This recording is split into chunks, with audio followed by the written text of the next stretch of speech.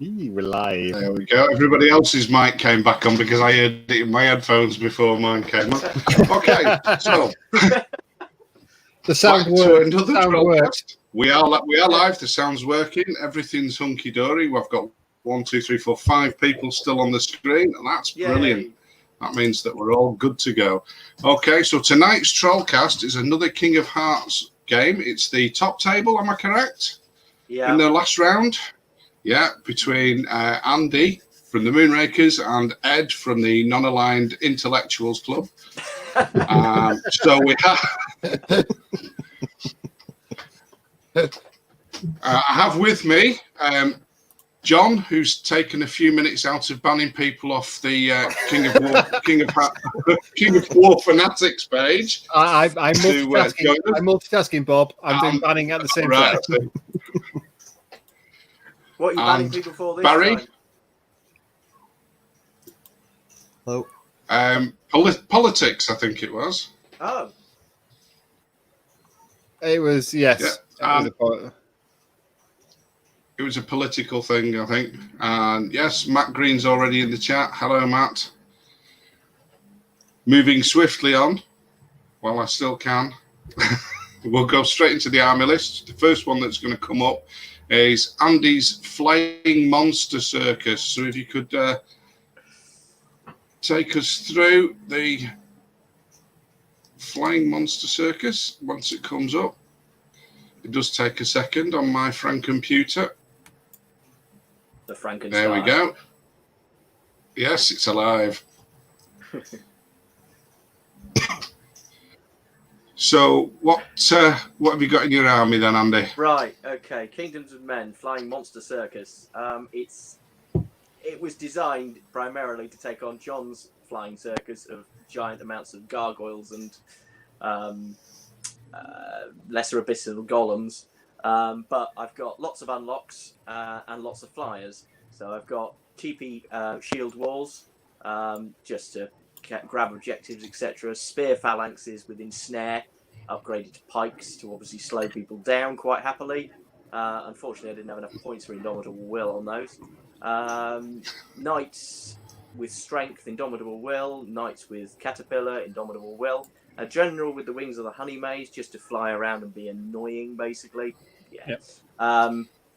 The general on winged beast. I've got 2 of them. One with the blade of slashing, one with the mace of crushing. They are nice little mini dragons. They're quite helpful in flanks, etc. 2 heroes on Pegasus. Again, more chaff.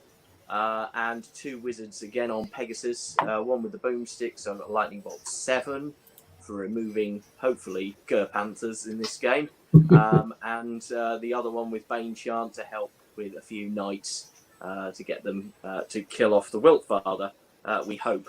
And yeah, it's got unit strength of, 27? And units, total core units of 14. So it's rocking quite a lot. The only army I've come up against which is anywhere near that is Mark Cunningham's slave list, which is just horrible. But there we go. It explodes. It's not very nice. It's a very nasty list. Okay, on to Ed's list. We've seen Ed's list before on TrollCast, and if you haven't watched those episodes, why not?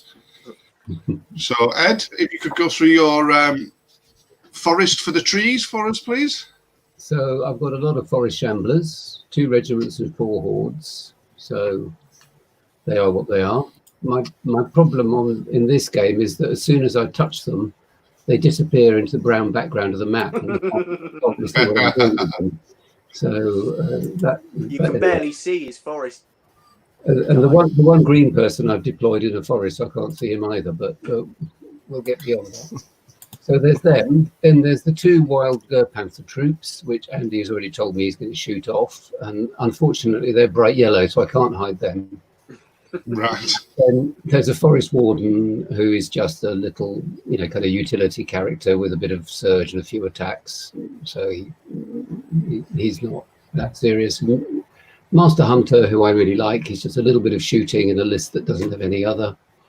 And then on the next page, we have the business end of the list, which is the 2 tree herders. So there's the Wilt Father with his 9-inch elite bubble that makes pretty well everything in the list elite. And then just to help him out, there's a tree herder with the crushing mace. So they are the, you know, there's pretty well 600 points worth of the armies in those 2 characters. So I'm hoping that Andy's plan that he's given away of killing them with Bane-chanted knights is not going to work. I'm going to have to stop that. No, it won't. It definitely won't. We shall see. Right. So there's the table you're playing on. It is, as usual with the King of Hearts, every game plays on the same table, but a different table for each round. And the scenario is not push. What's the scenario? Pillage. Pillage, right. I just thought I'd better check, because I always get it wrong every time. So we have... Oh, no, every time, Bob, you say it's push. That's right, yeah. And because they wouldn't make one of the rounds push, it means that I have 100% inaccuracy in this tournament. So only 100%? Only 100%, yeah. So Ed's playing top to bottom, Andy's playing bottom to top. So if you guys want to pop off and get yourselves ready to start playing, and we'll stay here and discuss your deployment while you're doing that. Okay? Okay. Okay. All right. See you later. I'll see you in a few minutes. I'll call you. Yeah. No worries.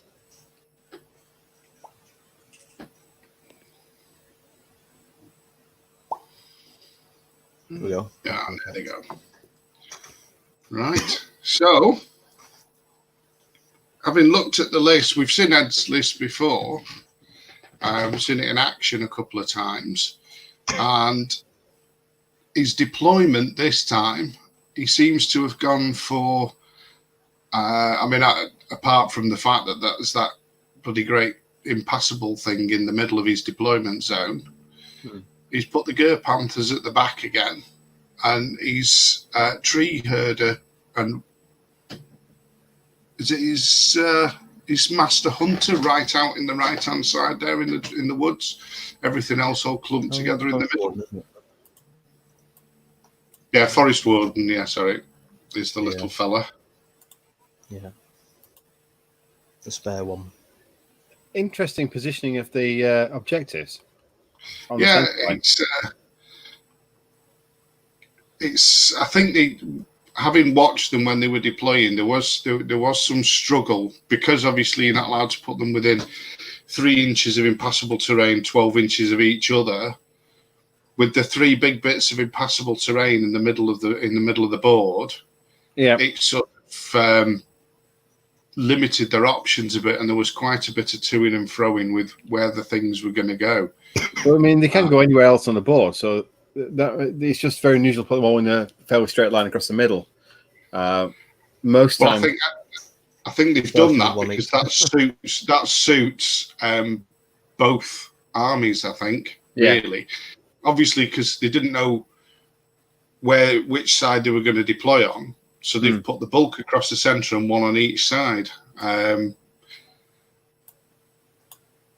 Because Ed's got everything scouts apart from the Ger Panthers. Yeah. So he can be right up there to begin with, but it looks like he's going to go to see if he can hold those 3 centre, or the triangle of objectives. Yeah. And obviously Andy's put the wide ones on wide because he's got plenty of, as he pointed out, he's got lots of troops and lots of unit strength, so he can support a wide deployment to envelop Ed's list. I mean, it's a nasty list. Ed's is the usual. I mean, this is the only unfortunate thing really for Andy here is Ed's played against lists like this before and done really well against them.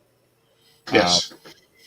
You think that the slow-moving trees have a real problem against things like that, but Ed's just got so used to playing that list against, always faster units. It's Well, he will have trouble this time with his flanks, with the amount of flayers. I mean, he's come across flayer armies with flayers before. Yeah, but I don't think to the extent of, what is it, 5?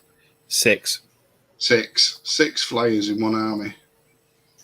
Yeah. So, I mean, 4 heavy-hitting ones.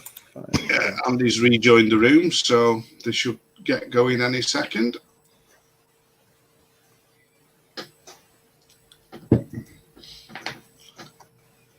There we go. Scout move. Right. Now the only thing in Ed's army that's got Strider is the 2 tree herders, isn't it? Yes. So those units, Wow. the units that he's just moving there are going to be fighting over all those obstacles. Yeah. So where's the knights? No, he's not put Jesse's boots on there. An army without Jesse's boots. Really? Yeah. He's got Pathfinder on one knight and Strength on the other. Mm. I thought it was illegal to play Kings of War without putting Jesse's boots on your second unit of knights. They do seem to be sort of standard issue. Highlight it on Easy Army. Yeah. Highlight it in Red Easy Army if you've not got nothing. Comes in a pop-up. You haven't put Sir Jesse. I noticed you haven't put Sir Jesse's boots on your army. Do you want to? Would you like to learn how to play Kings of War?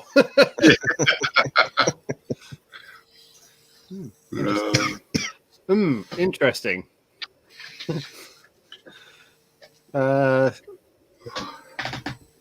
what do you think? I mean, obviously Ed's now just charging in for that. He's not playing in effectively the middle third is where he's going to be coping. And trying to use the impassable terrain column on the left-hand side there as a barrier to protect his flanks. I think so, because to be honest, he doesn't need to go much further than that. He can just nudge forward a little bit with his regiment and put the horde in behind, and have the Wiltfather hang behind the back to cover his backside. And there's going to be a problem for those flyers. He's essentially doing the exact same thing he did against who's he playing? Dave. Yeah. Yes. Dave Fletcher. Dave Fletcher. Yeah. He's doing the same thing, but the impassable terrain is on the other side of his army this time. He's doing the same thing with the hill as well, sitting just behind it, so he can walk onto it and surge over, and other things can't come from the other side. Well, I mean, Andy's infantry units are mostly defensive anyway.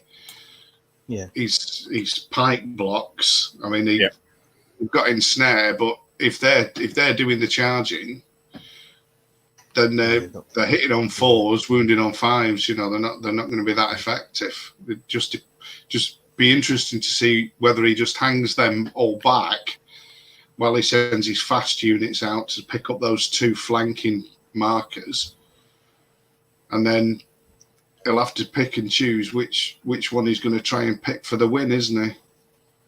Yeah, I suppose the one in Ed's deployment, probably. Yeah, I think that's why Ed will leave his Ger Panthers behind there to sort of discourage any flyers from dropping in and just picking it up. That's possibly why that Master Hunter and the Tree Warden are sitting out in that wood all alone. Yeah, and I've not really spotted them. Yeah.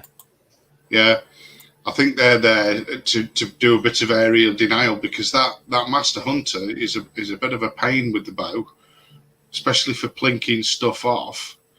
You know, put some chip damage on them flyers and then charge the Forest Warden into them to ground them. Yeah.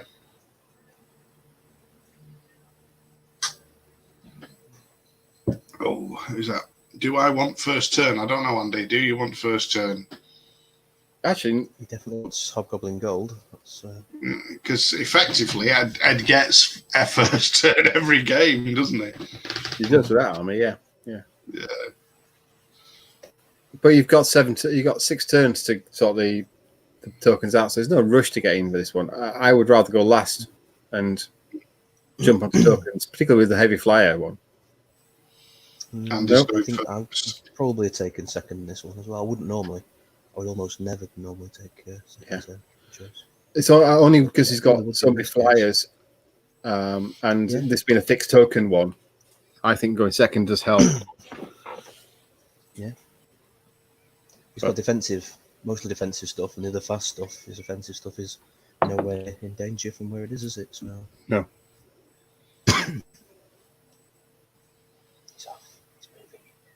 But we need to make sure in this game we notice when the first thing is 40 minutes into the stream, because I was mocked for that last one we did.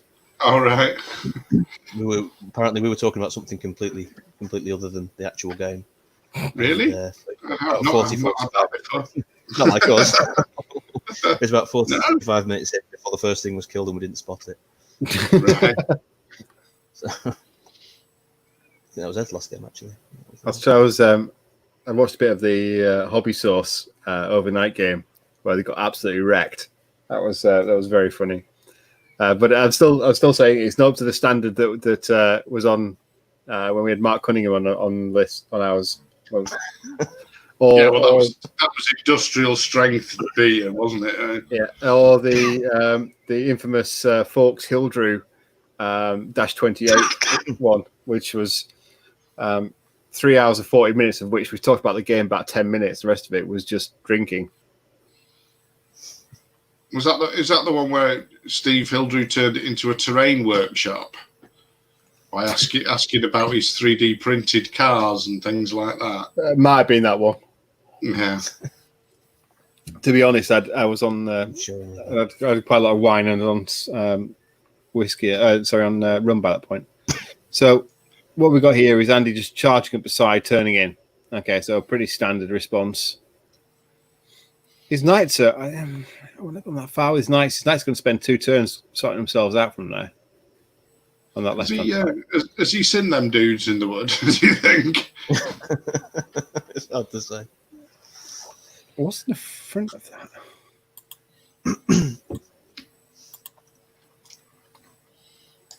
Well, he's perfectly aligned, so they can only charge that first one. Oh, they can only charge one. Yeah, but I mean, even so, it's. I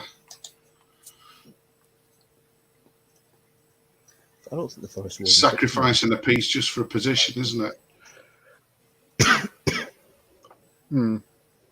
I thought the forest warden was a bit more of a bulky support unit. I don't really know what. It's got. I mean, a forest warden is. It's only 3 attacks, but it's crushing 2 on 3s, so it'll be 3s and 2s.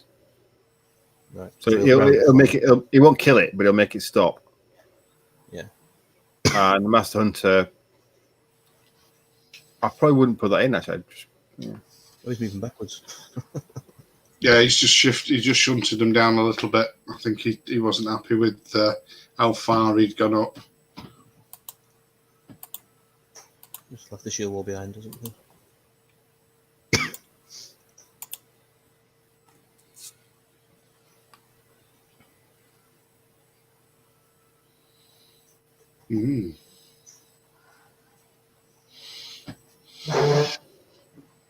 Well, he's certainly putting the pressure on straight away. I say there's a lot of options because I think that 50mm base is really nice for getting into gaps that you wouldn't want a nice big nasty in. Yeah, especially when you're not expecting it, as the 138 post thread proved on Fanatics after Tom did it on. Yeah, I mean the big surprise there was that Mark hadn't come across that one before, but they said this is his first tournament. But even so, I'm surprised he's not come across this from various different Fanatic threads where people have posted, "Is this legal?" Yeah. Oh, I come across it in my one and only tournament game with Dan King. I think Dan King did did everything possible in Kings of War against me in that one game. So we had corkscrew charging, and we had flyers. It's one of those ones that you might want to just. I probably would say to a person if they were putting it fairly close to the back, saying, "Look, are you touching or not?" And at least from even not say that if you're touching, I can't charge you, but just say, "Are you touching?" and positively. So hopefully they'll remember that. In a friendly game, then it's a different thing entirely. It's all about learning the game. But I think in a tournament, just to clarify. What's a friendly game? Well, yeah. A non-tournament game. Objective is always to crush your enemies. Much is the same as rugby union. The Autumn Internationals are classed as friendlies. It's a very similar attitude. You tell that when you're playing a bunch of Australians, New Zealanders, and South Africans that you're playing a friendly game. Yeah. Ain't gonna happen. He says as he sat here in a South African rugby top. Exactly. But he's the away top though, Bob. So that's It's the Hong Kong Sevens. it's the Hong Kong Sevens. I should have got shot then. The Hunter looks like he's Master Hunter. It must have been the Hunter. Yeah, it's targeting Hunter. With his wizard Pegasus.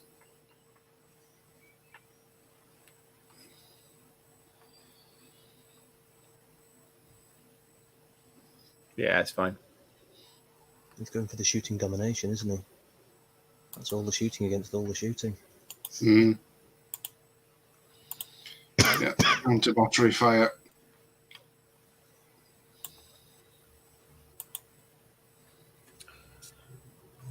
Take out like with like, isn't it? It is, yeah. Loving it, in fact. Nice one, Ed.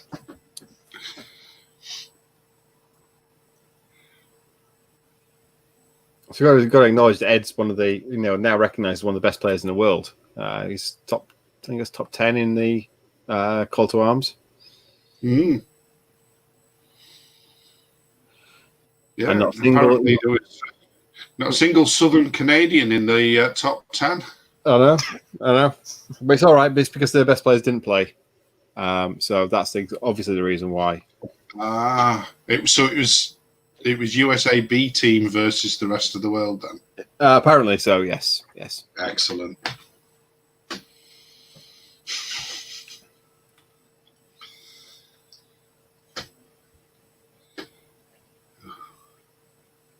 That's a double charge.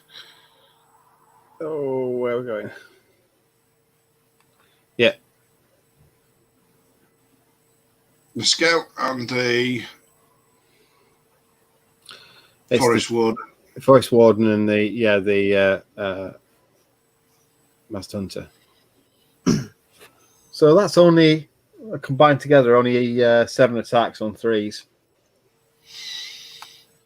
So it'll put him down. I think it's more just to pin him there than anything else. Because once they've pinned him there, the Master Hunter can go off and do other stuff, and the Forest Warden can keep plinking away at him, can't he? But then again, is that the which character is that on the flyer? Is it the hero? Winged hero. Yeah, well, hero's only 10, 12. Yeah. So you could kill him. It could one-shot him. Yeah.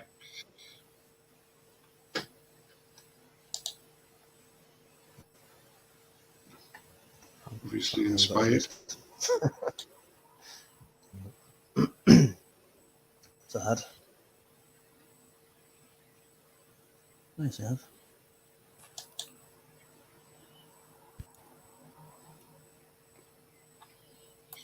So he's wizard. The general hiding behind a pike block. Right.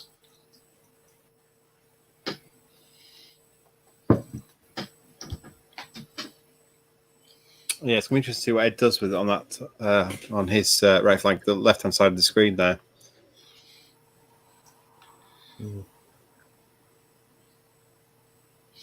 Well, I like the way I don't think he's overly concerned about getting a pipe block in the flank of that regiment. No, not over a wall. He's charging him. Well, yeah. I wasn't expecting him to do that himself because that's ensnared. That's ensnared over an obstacle. They got stronger. Yeah. They can stay there for a while, though, can't they? I mean, they're going to stay there forever. Yeah.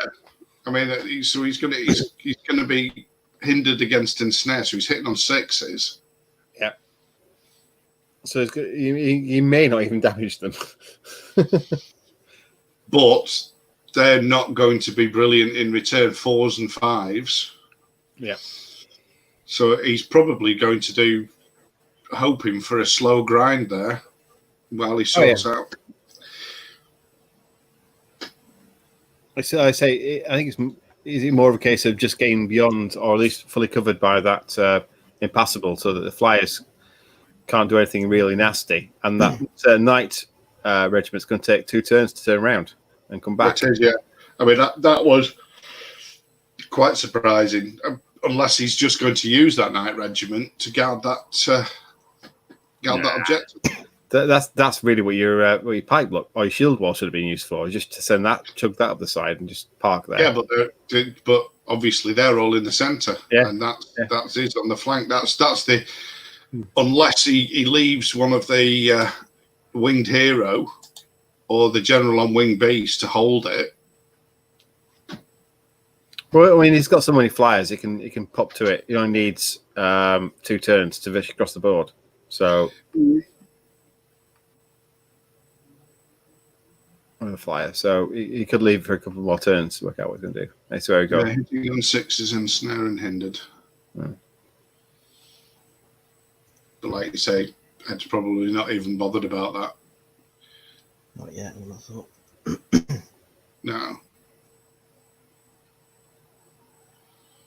It might be if he's still there in 2 turns and he hasn't got anything else to help him yet.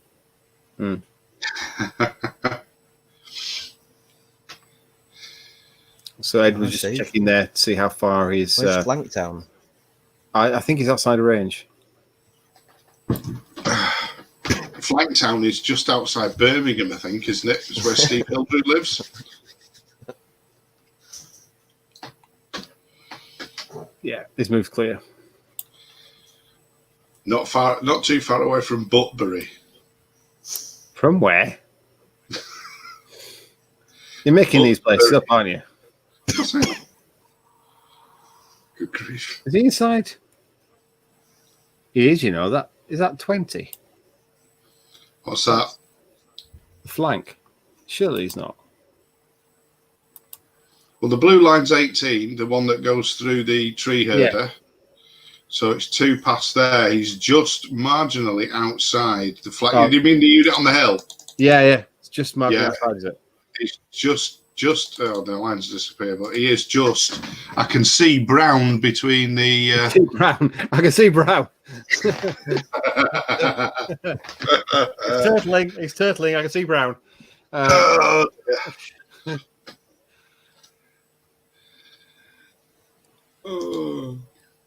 Okay, yeah. I mean, that's what I expected him to move it clear of.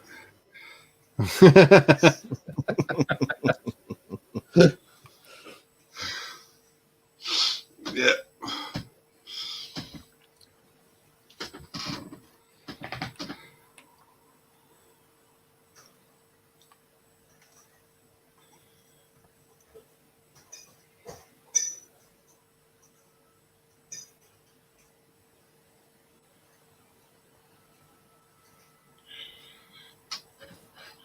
So it's going to be interesting to see what he's going to do with this, because at the moment the horde of shamblers is in range of that general. Is he just going to shift everything across? But if he does that, will that general just flirp over and threaten the objective? Ger Panthers are what, 6 attacks on 4s? No crushing? Yeah. Not particularly Not brilliant. special.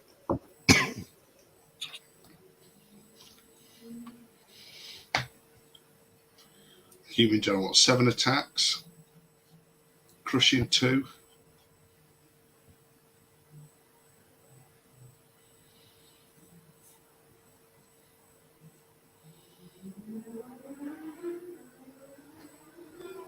Do one for the other.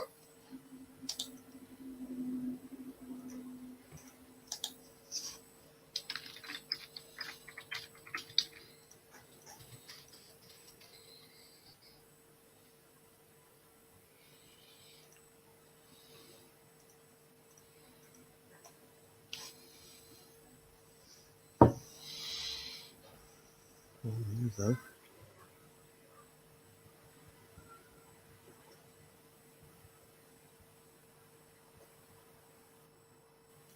Now, what's the range I on suppose Ger the thing with Panthers? these- 18 inches.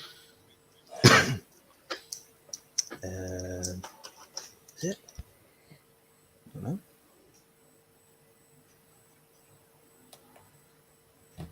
20. 20, so they're just out. But I guess the thing with these in Ed's army, they literally only have to stop a flyer once somewhere in the vicinity of some trees, and then they can just whichever way the trees are facing, they can just surge them in. That's right, yeah. Yeah. So I've got that option. If you don't know So these that yet. looks like 1 hit on the pikes with a 1 to wound, so no wounds.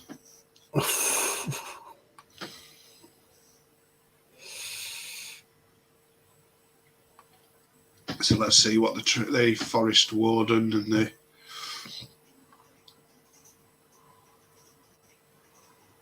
4 hits, 2 wounds. Yeah.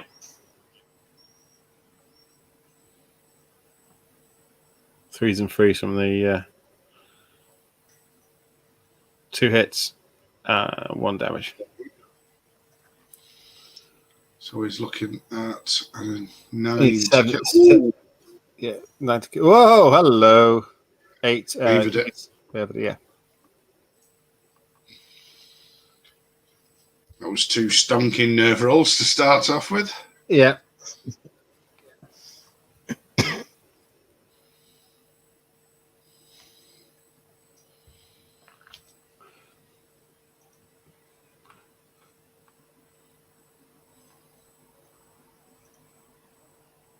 Good choice. Hence happy with that. I'll take it. We built it.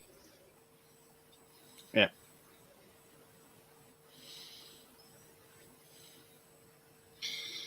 And he's turn 2.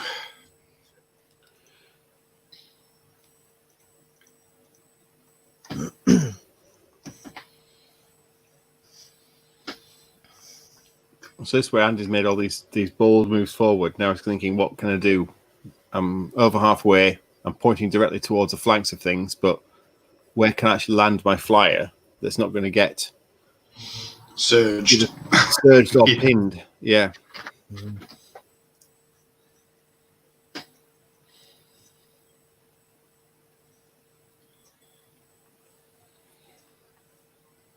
And where really can he land his flyer where it's going to be not surged, pinned, but still be useful?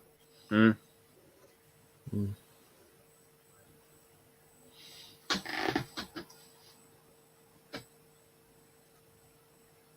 Probably the same as you did before, to be honest. I'm not sure about the one on the right. I don't know what he's going to do there, but on the left, he can just carry on as he was. There's a lot to be said. So just keep moving. Oh, it's charging his shield wall regiment. Yeah, shield wall regiment. Swords into Swords tree. into tree. It's in that corner on the Yeah, it's there. forest warden. Yeah. Also, no hang.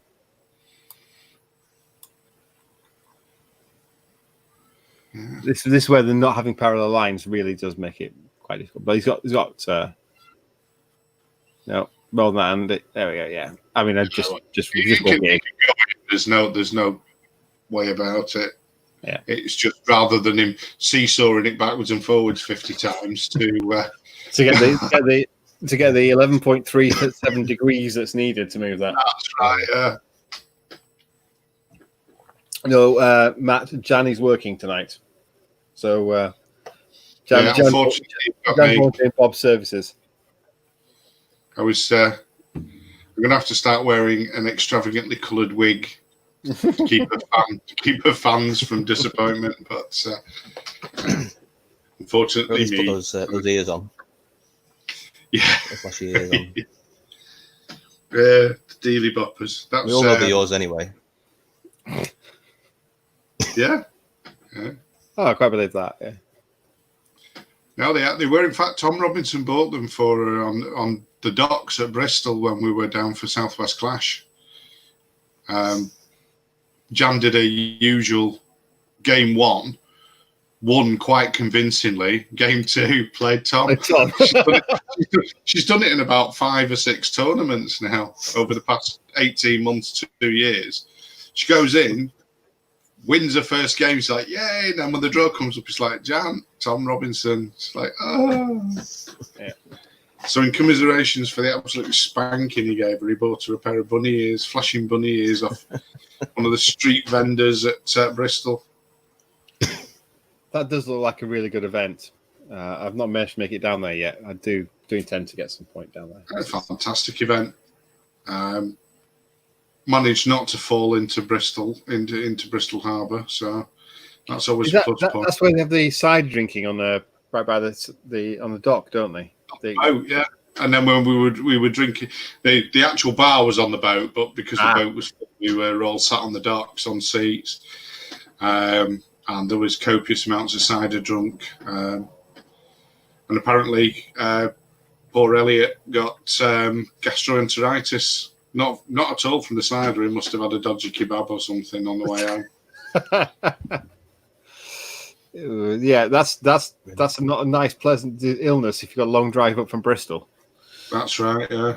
And it was also a when they were handing the awards out at the end, it appeared that even though it was in Bristol, in the bastion of the south, the every prize bar one went to a northerner.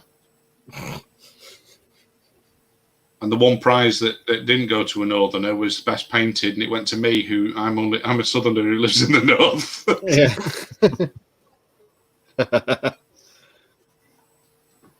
So, what's Andy doing here? He's shuffling. In, out, shake it all about.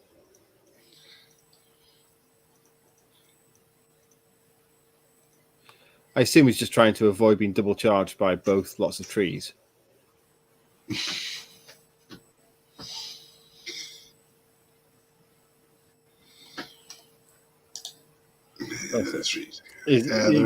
can tell Andy having to think because he's moved his core in the middle there, but not really touched his flanking force. Yeah.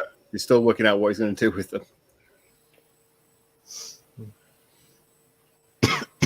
I know this. I remember this thinking process. It's oh shit, I'm not quite sure what I'm going to do now. I've just charged up and I'm going, yeah, okay.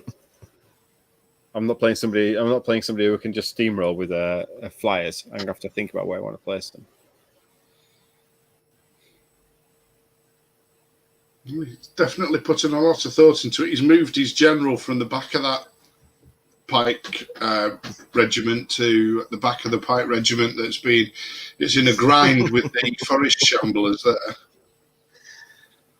He's just keeping us entertained while he can't decide what to do, isn't he?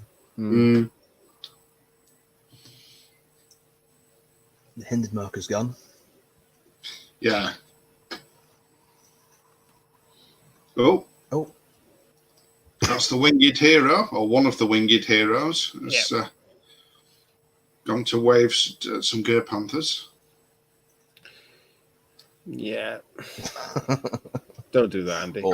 Maybe not. That's better. Turn there. No.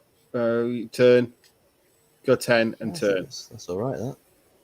Yeah, the problem there is the Girth Panther can just ignore him, and he's now pointing in completely wrong direction. And again, can't do anything. Yeah. I would have gone slightly, not as far, and give options. So Yeah, because at the moment he's got the rear on the Wilt Father. Yeah, that's not going to be there. But not very much else. It turns slightly in. The problem is he's not really got that much of a turn from there. Especially how much has he moved? 18.8. Or you just accept the Girth Panthers are going to come in the side and just take the hit. Don't worry about it. No, they're still in the front at the moment. I think he was trying to get it so that the Girth Panthers are in the flank of his winged general, but he doesn't want them to be able to clip in. Oh, but they are nimble, aren't they? Theoretically, they could run round the back, one pivot, and in, because he's on a. Is he on a bigger base? No, he's on the same size base. No, he can't get it. That's why he's making sure that they're dead level. Yeah. Or at least saying, look, are they level enough that we don't need to? And Ed will be saying, yeah, that's fine. They are level. So there's no exposed flank. No, Ed will be saying, well, what do you think? Do you think they're dead level? Yeah, tell you what, we'll just check on my turn. Just check on my turn. Yeah, never believe the hype that Ed is the ultimate gentleman in Kings of War. It's a story that we all have to keep pointing out every so often. Otherwise, we won't see our children anymore. That's what I'm saying. And that's a problem. Why? Yeah, that's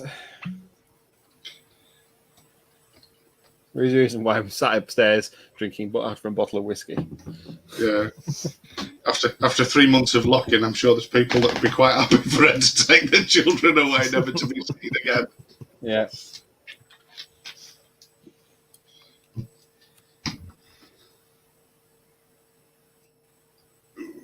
Okay, so brought both into the middle.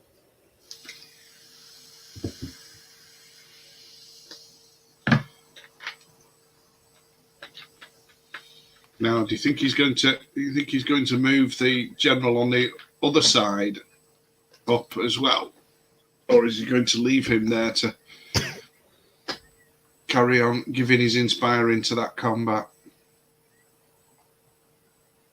Oh, I'd be flying out of there. Yeah. Because the whole point of having lots of flyers is to cause maximum confusion in the middle. Yeah. Because you got to cover every single angle. Oh, he's even Ed. It's going to be lightning bolting. Yep. Yeah, that's a phrase people need to learn again. What's that? Is that close enough? Yeah. Yeah, I mean, I must admit, I had a game on Monday against one of my club members in his socially distanced game in his garage with his Kingdom of Men versus my Three Dwarfs, and it was really difficult, not without having all the angles and everything, just moving stuff, to actually physically move things and have to think about all the angles, and is anything being charged, or am I in somebody's flank? Yeah.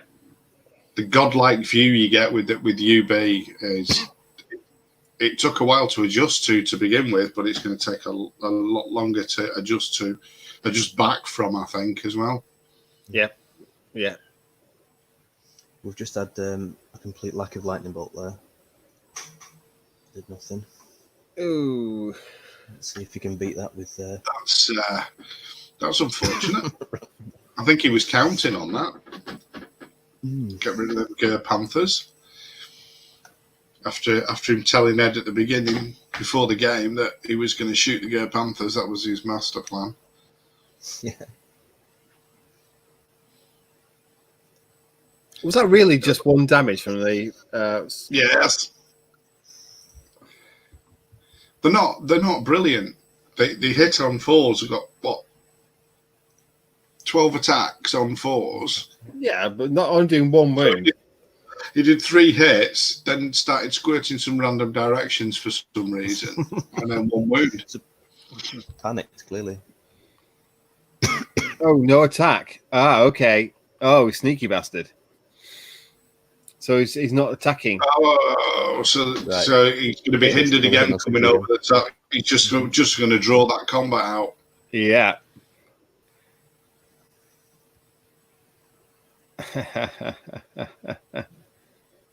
Sneaky.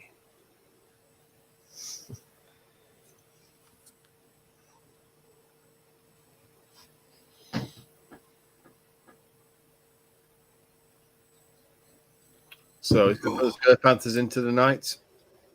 Stop touching the screen. Right, okay. Who was touching the screen?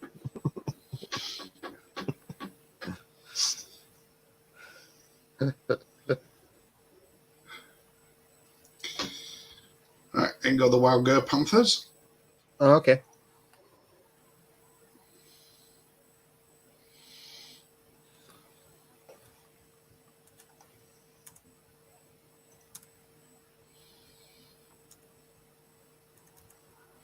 So Wild Girl Panthers 6s on 4, so 3.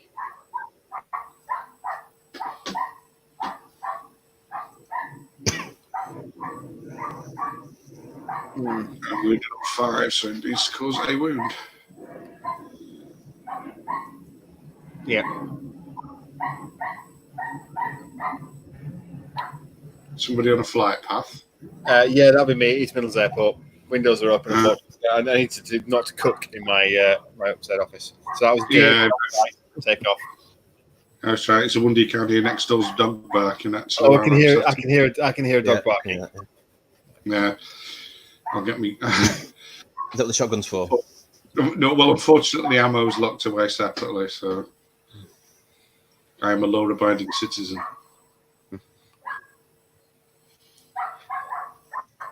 Here we go. How?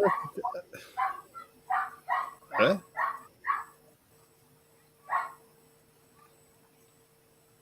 Oh, I didn't realise they were facing that way.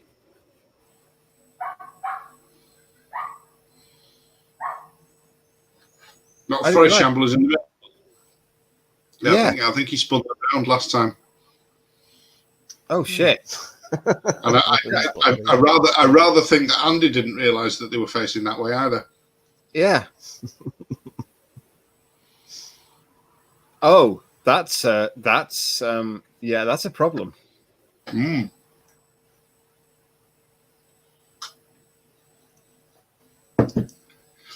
That's too much for me. I'm going to have to get some more booze.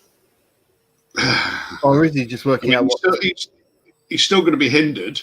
Hold on. Is he more? Actually, he's just turned around now, and he's working out how many inches he would need from the Wilt Father and to surge it into that.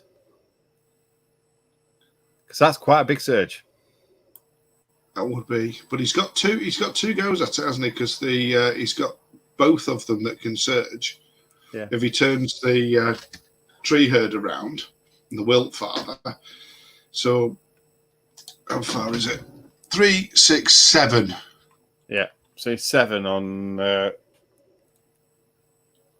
something like it's one's got, is it 8 and one's got 10? I can't remember now. I can have a look. Surge 8, 2 surge 8s. Oh, 16 surge. So you're looking at 8 as an average. Yeah. Going back to Andy's Forgotten Combat. Oh, right. Where the hell's that one? The there, pipe block into the regiment at the front there. Yeah. Only 3 hits again. Distinctly underachieving these games. And it's getting some bad dice. Yeah. That's 2 pike blocks, 12 attacks, 3 hits and a wound each. Yeah, Matt, the pikes on the left-hand side against the forest there, the forest charged them, did no damage, and the pikes decided not to charge back, so they're engaged, but there was no counter charge. So that means that Ed charges next time, he'll again be hitting on 6s. Rather than 4s. 5s. Here we go.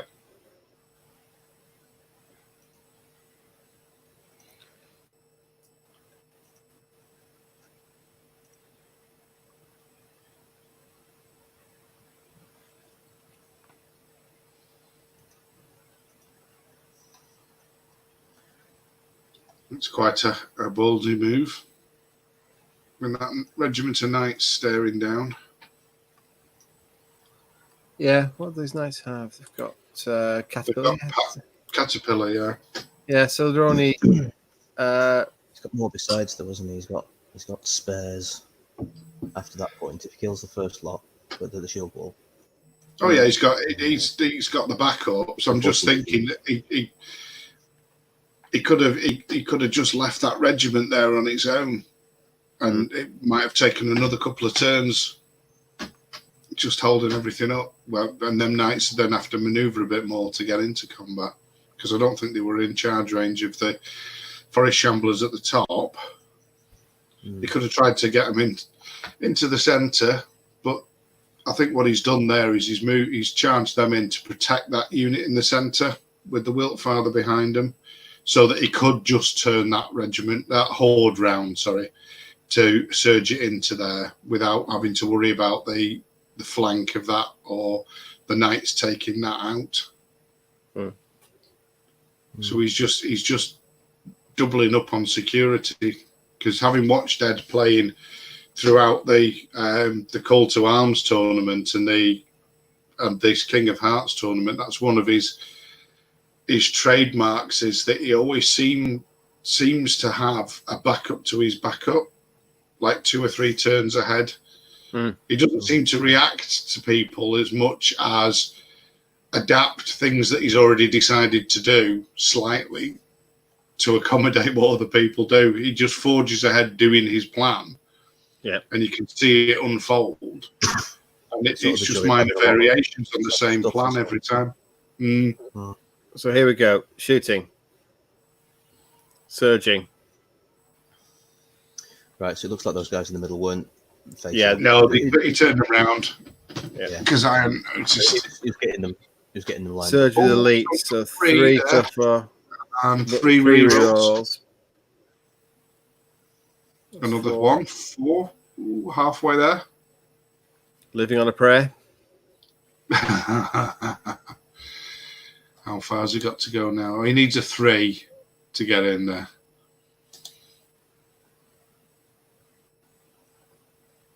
He's in. Yeah. Yay! Well in. I always love it when surge goes right. So that's going to be in the.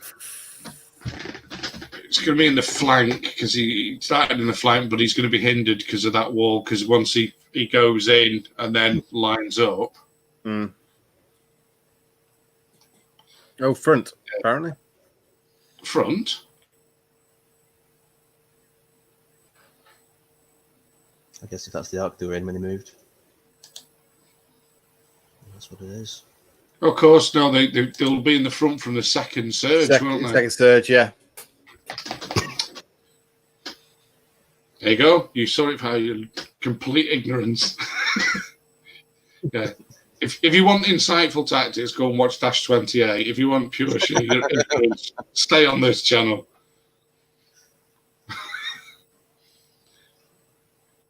If you just want drunks, watch 4 Foot Snake. Yeah. Absolutely. Yeah. Yeah, this cast is somewhere between the drunken bit escapades of 4 Foot Snake and the tactical insight of Dash 28. So, yeah, somewhere in between, as in just above 4 Foot Snake, just below, miles below Dash 28.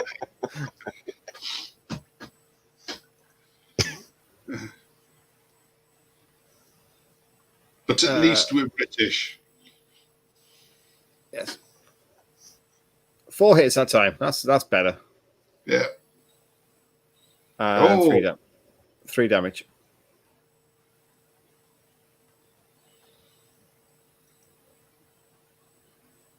Oh, General's behind. Yeah.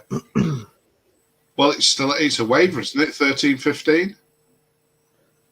No, Yeah. it is. Yeah. Nice. I thought they were better than that for some reason. No.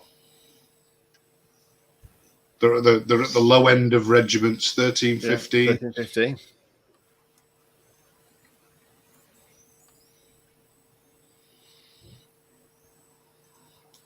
But still going to be there for another turn. Yeah. Yeah, 4s and 6 4s. next time again. Oh, 12 hits. Ouch. Oh. 3 wounds. He's balanced out then eventually. Your emotional outbursts for the second roll, haven't you? Yeah. 12 hits and had 3 wounds. UB dice.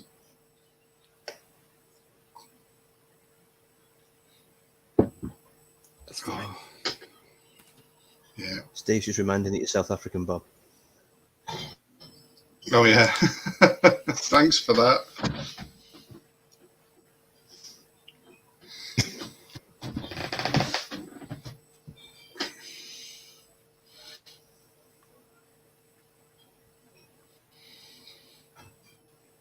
I'm not sure if the next comment is about that or about the game.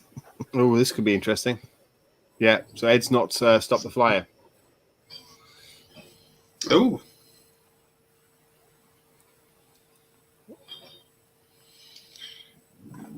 Ger Panthers, eh? Yeah. Looks like it's only 6 attacks on 4s. Do we know what they're playing the Impassable as? Forgot to ask, actually. I know that it was originally supposed to be High Infinite for an underground cavern. I'm just wondering, because it'll cut down on the movement that the flyers can make, because they can't just fly over them, can they? They'll have to go round. Oh, that's a lot of damage. You like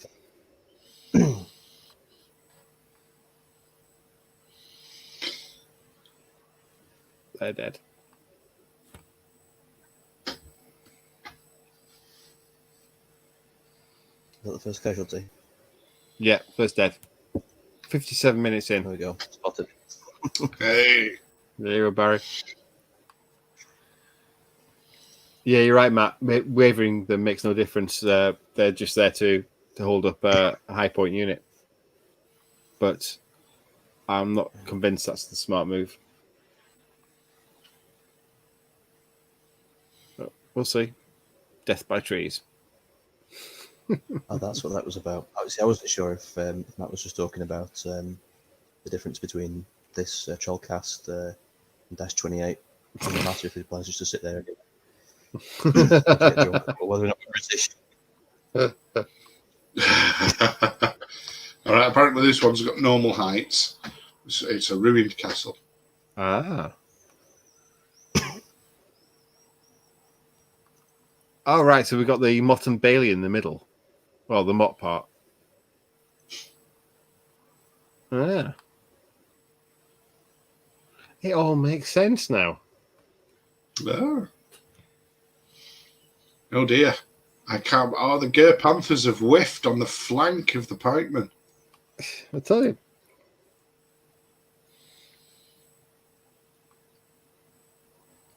Oh.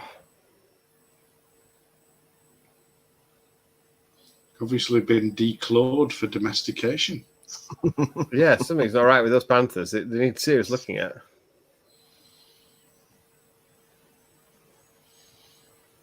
Was that 4 wounds on the hero? Yeah. So put an extra 1 on, and then rolled a 4 for his nerve by the looks of things. Urgh. To be fair, I think Eddie's not being lucky. I think both of them are having pretty low dice rolling for attacks and rings. It is. I Quite mean, a lot of pillow twisting so far. but I guess part of that is that we've got a lot of melee 4 units, so shit like that happens.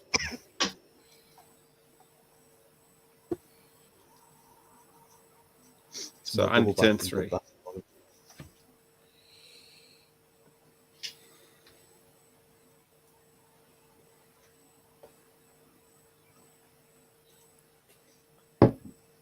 So I think those knights will struggle to kill that horde off in one shot, unless Andy puts an awful lot of lightning bolt into it first. That'd be the way I would do it.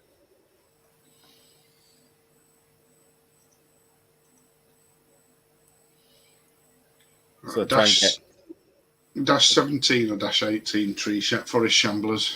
Yeah, they're pretty nasty. Defense 5, so it'd be 3s and 3s. Because they're only thunderous 2, aren't the human knights? Dash 17, yeah. So you're looking at 16 attacks, 12 hits, 9 wounds. Still leaves them an 8 twice. Yeah. So if you put both sets of lightning bolts into them and trying to get 3 or 4 damage, you're into a point where you need a 5. Yeah. It makes it possible. I mean, the lightning bolt 3, aren't they? Human Yeah. wizards, so 6 lightning bolts. So 3, 2 hits. Oh, if you're lucky. So that puts you to 11, needing then a 6 to break them. And then up the top there, he's got 2 hindered charges in there. So 4s and 4s for the forest shamblers, and What 7 the hell? attacks, 4s and 2s. He switched He switched them over, didn't he? Yeah. flying general over, yeah. But the flying general, obviously, because he had to pivot, he had to go over the wall. Yeah. And because the general taking a wound, he couldn't fly. He was walking. He couldn't fly, yeah. He had to walk. Right. Yeah.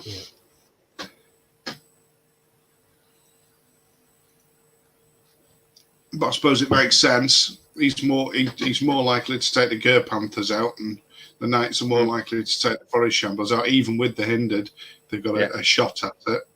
Absolutely. Yeah. So the Knights have got in. It might just work.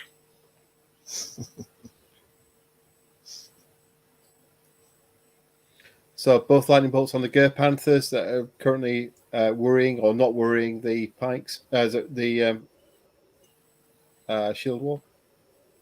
No, it's moving them. Nope. Do they have? Oh, is he going to put Bane Chant? I can't remember whether he's got Bane Chant or not. I'm sure one of his wizards has got Bane Chant. One has the boomstick, according to Matt. Good job, Matt's there on the chat, actually. Yeah. One has Bane Chant. Yeah, so one's got the red one at the bottom has the boomstick. Yeah. The blue one has the Bane Chant.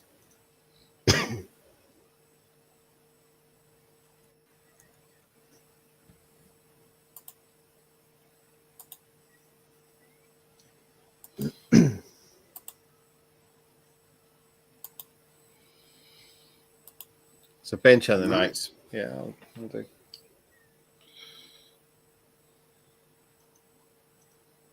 So Pikes into the flank of the Forest Warden. And oh wow. Yeah. So his opportunity. Must be determined that he's definitely going to succeed in all these combats this time around because he's had all bad luck already. Well, that's 14 attacks, 3s and 3s, because he's crushing 2 the general guys, aren't they?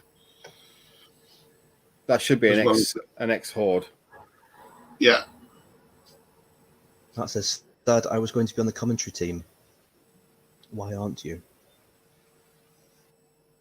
Oh.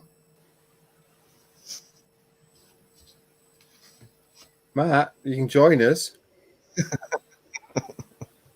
It's easy enough to sort out.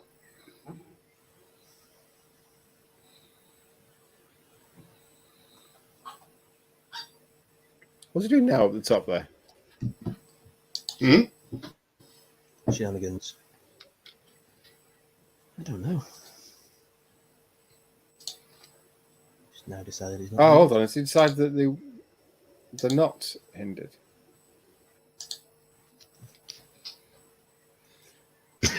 Was it off the wall Pass. when it? I don't honestly know.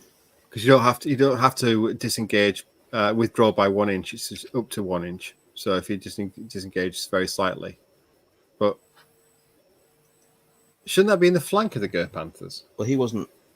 Because he was engaged with the horde below, wasn't he? He was, wasn't Shouldn't that be in the flank? he? No, it wasn't. It wasn't lined up fully though, because the general was sort of overlapping the end of the Ger Panthers, I think. Uh-huh. So yeah, so he probably isn't hindered. Actually, probably just shuffled up a little bit to get out of the way of the knights. Okay, here we go. Yeah, so Lightning bolting. Oh yeah. lightning bolting. Oh yeah. So just like you said, John. Quite right. Well, just to get rid of them, to be honest. If you got an option to take them out, enough, yeah. Because they're fast and they're a pain in the ass. Ed's army isn't very fast, so if it comes to jumping on tokens, I think. Oh no, hang on. 8, 11. No, they don't. They're inspired though. Oh, but they're not inspired. Forest Warden inspired? it might be trees only. Maybe the forest. Ew. Maybe it's not.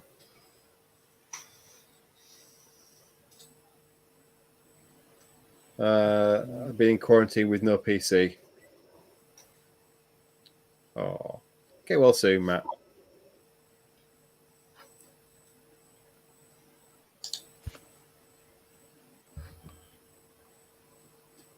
Forest Warden not inspired. Oh dear.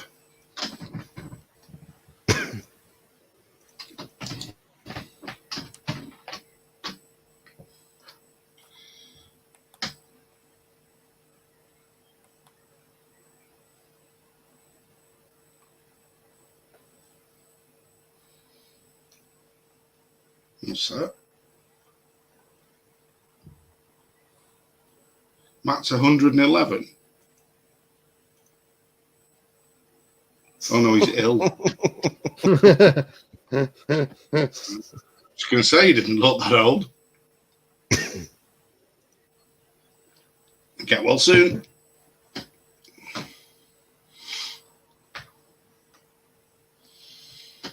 Well, it's starting to turn into a giant furball in the middle. But then, with Ed's scout moves, it was never going to be much else, was it? Advancing up everything straight up into the centre just invites that, especially with a fast-moving army, with a lot of cheap stuff. Oh, that's going to smart. Or is it? Yes. Yeah, that's the flank of the ones that were completely ineffectual last time. Yeah. Found their feet. Yeah, he's gone. Yeah.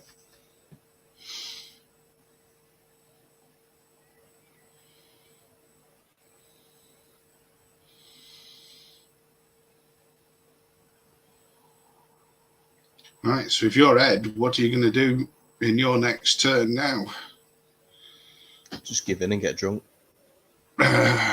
Oh, yeah, sorry.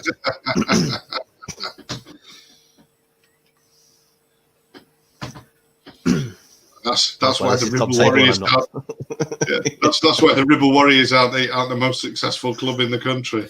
Starting to understand why we didn't get invited to this tournament. Yeah. We've got the numbers, but not the skill. I could have played in the tournament, but Jan played instead. Fair enough.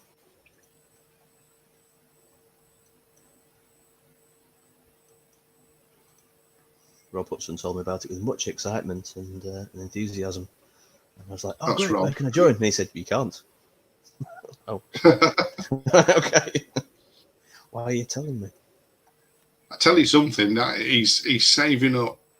He's been, since we've been in lockdown, he's saved up about 30 nutsack punches, that lad.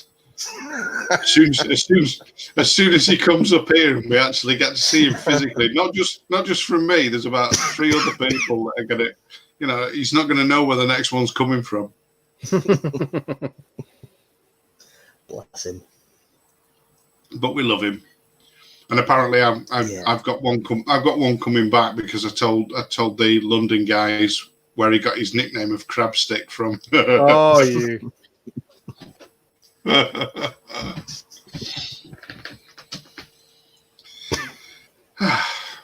apparently, he's playing a game at the moment, so we won't hear this until a long time after. Yeah, he's not going to finish. He started his game at 7 o'clock, I think. So he's not going to finish. So days yet. Friday morning. Yeah. Well, apparently, you're welcome to the next one, Barry. Yay.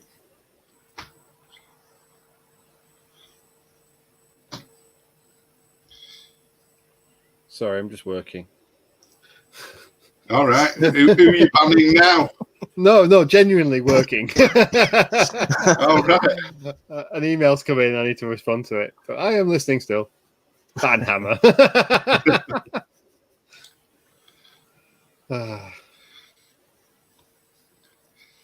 He's like the Thor of Kings of War fanatics. I think it's more troubling that John actually really works in air traffic control and is Pushing It's two. all right. Yeah. Cheers. Cheers. Right. It could be Meanwhile- worse. It could be worse. I used to be a pilot. Yeah.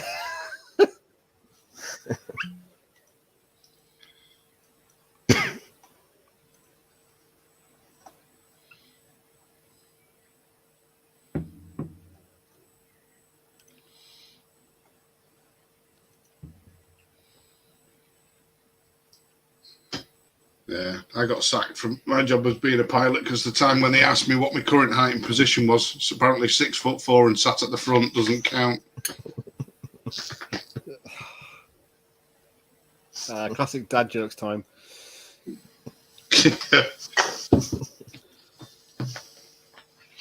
Sorry, well, is anybody paying attention to the game? Yeah, I'm watching the game. I can't tell what's happening, but yeah, currently the Knights are dead, aren't they? He's put 3 wounds. The pikeman put 3 wounds on the pike block at the bottom. Yeah. The generals just put 5 wounds and wavered the Ger Panthers at the top. He's just about to do the knights and the hero Yeah. flank on the. So 6 at 3s and 3s. 238 degrees. Yeah, likes that, doesn't it? Is that 2? That'll be 2 on it. Yeah, it's 2. Oh. 1. Eh? It's 1. Oh, so he's only crushed 1. Oh, it's the winged hero. Yeah, it's the It's the lighter one. did a bit. Not the big one. The cheap flyers. They come equipped with 2 options: pool noodle or cushion.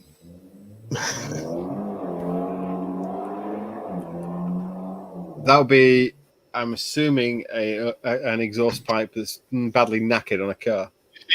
Yeah. Probably driven by some 19-year-old spotty youth. Either that or it's the Ger Panthers' reaction to being wavered. Yeah. Oh, 11, 17. There we go. Inspired. That's fine. That's a bit of a whiff. Yes. 6 and 8, 14. Whew. Why did he only run 16 attacks? The Knights only got 16 attacks. Yeah, they only have 16 attacks, human knights. 14, The normal 16. ones. Yeah. They're not You the don't know how good you've got it, John. Basilean amazing things or Yeah. Brotherhood dudes. Luck be a lady, etc., etc. Okay. Luck be a lady tonight. I think that's supposed to, I think Andy's comment was supposed to be damn inspiring, not dame inspiring.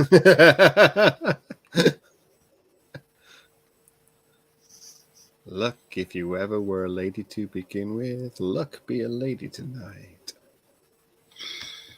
And there we go. We don't have a music license for broadcasting. An evening of show tunes with John.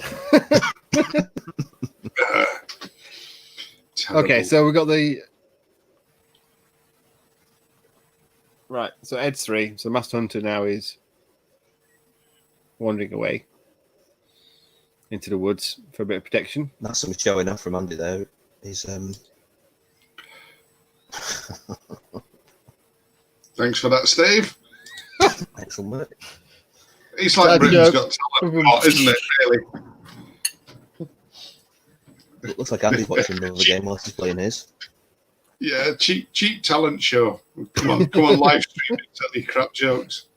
Like stars in their eyes for wargamers. Tonight, Matthew, I'm going to be Glenn Miller. And he walked into the fog and was never seen again.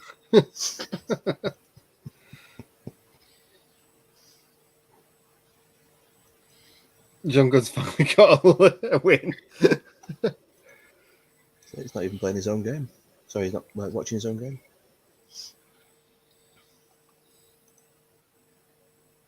All right, who's John playing? Oh, they all live in one. They all live in one big.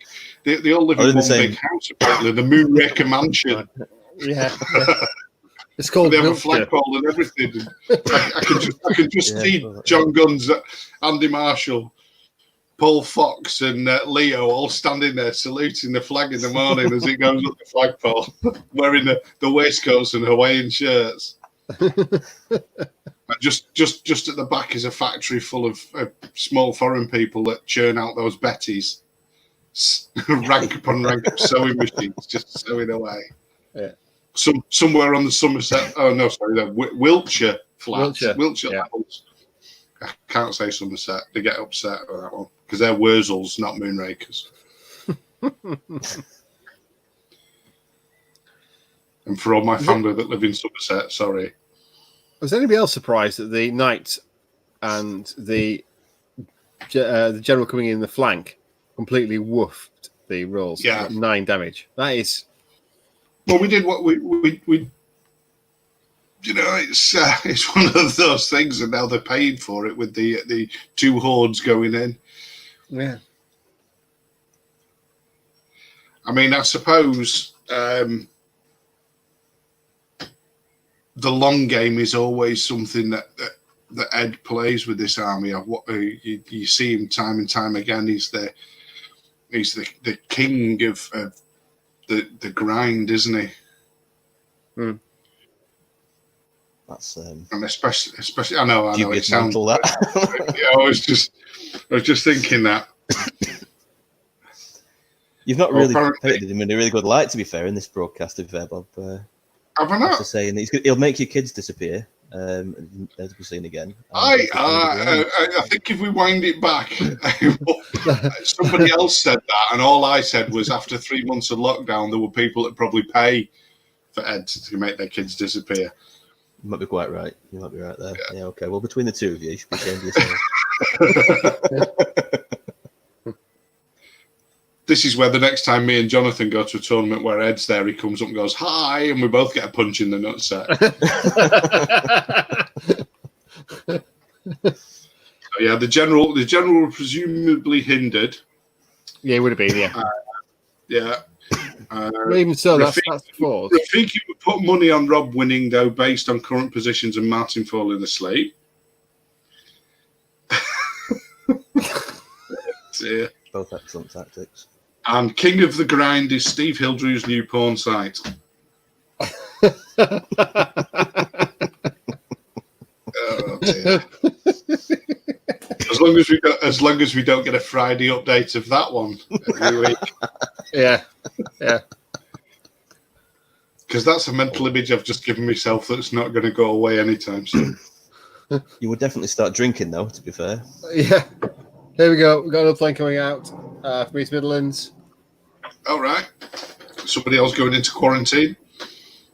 Well, that's a small jet. That's a 737 cargo. Oh. So You're not going to nip off and cross off the registration number in your copy of Civil Aircraft Markings 2020. No. I only get that out for military aircraft when they come into East Mids. So Globe the map. Yeah. The military aircraft markings. Do they still do that? I have no idea, but we have a lot of Globe Masters come in for some apparent reason. And we get probably the length of the runway. We had stuff 124s come in, which are really impressive. They're really noisy buggers. Yeah, well, they don't go in for environmental concerns in Russia, do they? Really? Yeah, no. The idea of noise vectored engines isn't a common concept. In Russia, you go deaf. We all just shout louder. Exactly.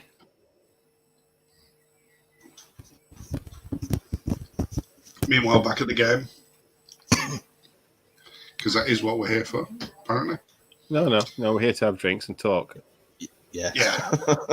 It's the lockdown thing. Seems legit to me.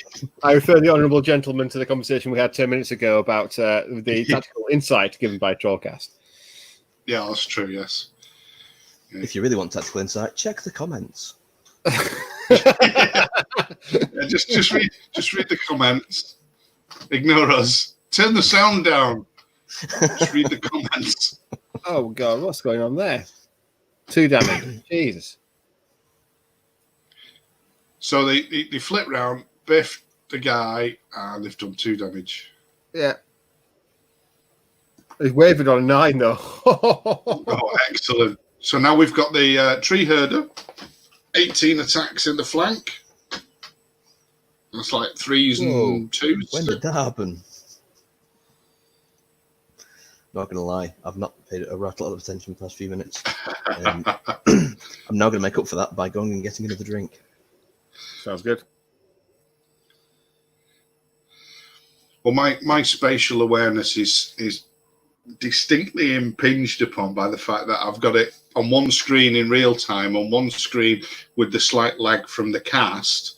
Yeah. And the fact that if I do make a noise when something happens before it comes up on the cast, I'll get battered when Jan comes in. Mm-hmm. What for spoiling the game? 3 seconds. Yeah, for preempting anything that happens on the cast. When I go, yes, and everybody's like, what the fuck? And then all of a sudden something really cool happens. Okay, so So the Knights have disappeared. 15 wounds will do it, indeed. Yes. So the tree herder in the flank did the business. Yeah, that's going to hurt. That's definitely going to hurt. It's now a different ball game, I think. Very much so. Let's have a look. I think the Wilt Father is in the.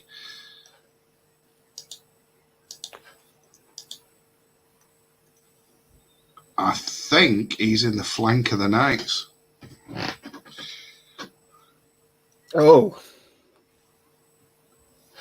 Well, it depends on whether I mean, I'm just preempting. I was just having a look to see, but it looks like the Wilt Father's in the flank of the Knights. If the Knights are still there.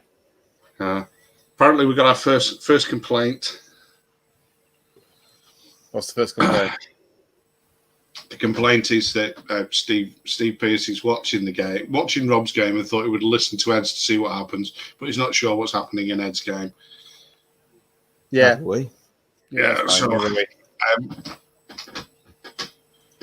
So the complaints go. Complaints on a postcard, please, to www.4footsnake.com. That'd be OFFS at gmail.com. There we go. I have no idea if I've got access to that email. So 3 on the flyer. Yeah, here we go. Yeah. 10 hits. That's not too shabby. Elite. Elite for these the Wilt Father. Yeah. So 11 hits. Always handy. Crush 1 for these boys. Are they vicious as well? Not as far as I know. Was that 1 to the his nerve roll? So we rolled a 3 for the nerve, basically. So it's a very sickly unit.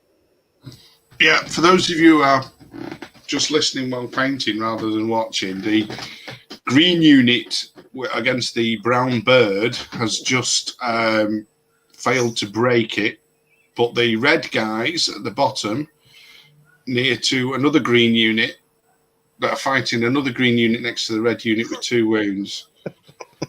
But if you're watching situation. If you're watching in black and white, just to be absolutely clear on this one, it's the pink ones and the blue ones are taking on the brown ones.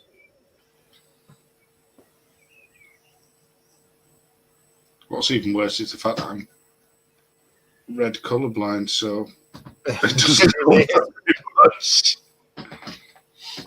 So, state of play after we're on Ed's turn 4. Ed's turn 4, yeah.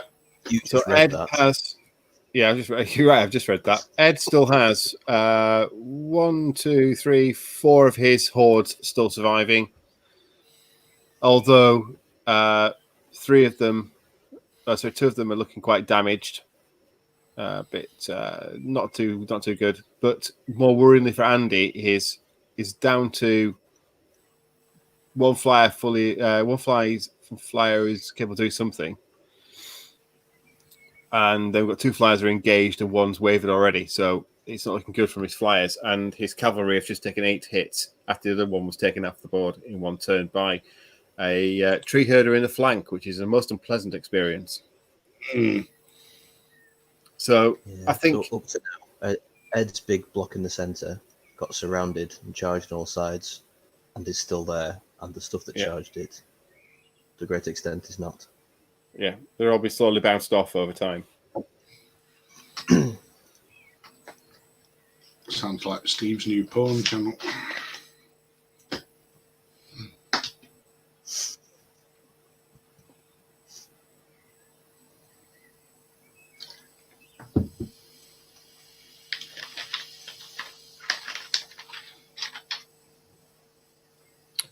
Yeah.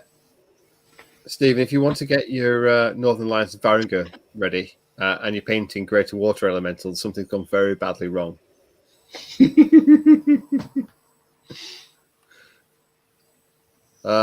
Shiny. Shiny. I suffer from ADOS. Attention deficit. Oh, squirrel.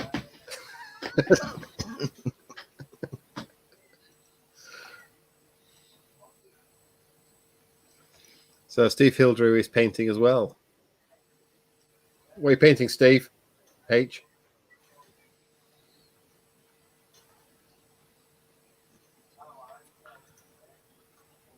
Okay, so Andy's doing a lot of manoeuvring around. So what's he going to try and lightning bolt off this time? It looks like he's aiming for the guy in the woods, because I don't think those 2 wizards have got very much other target. So it'll be the Master Hunter. Yeah. Yeah, they could target the Wiltfad in the centre. There's not a lot of point, is there? I think it's the only thing they could. No, not defense 6. They can't see him. No, the angle's wrong. Oh, I mean, if they did, if No, he not did no. round, they could have run, but now he's committed. Yeah. So he's sending that. It looks like he's sending that hero in to just sit on that objective. He's going into the flank. He spotted the flank there, and because the Ger Panthers haven't sat him down.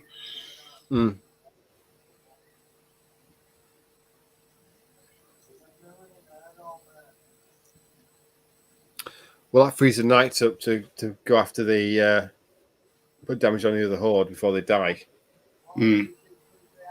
With the reasonable expectation that those two flyers will take them out, particularly now because the one that was in difficult terrain will be not hindered anymore because it was countercharged. That's right, yeah. So you got Well, it's a total of 21 attacks, isn't it? Yeah. 3s and 3s. Yeah. So 14 hits. 9, so they're dead. They should be very dead. poor.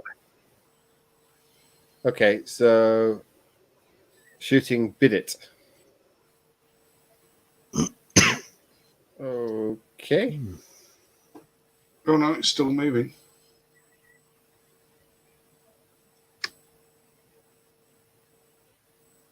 He's just backed off, hasn't he? Yeah, he's wavered, that's why. Yeah. Well, he needs to his Girth Panther round, surely. Oh no, they're heads, aren't they? The Girth Panthers. Yeah, it's good. Yeah.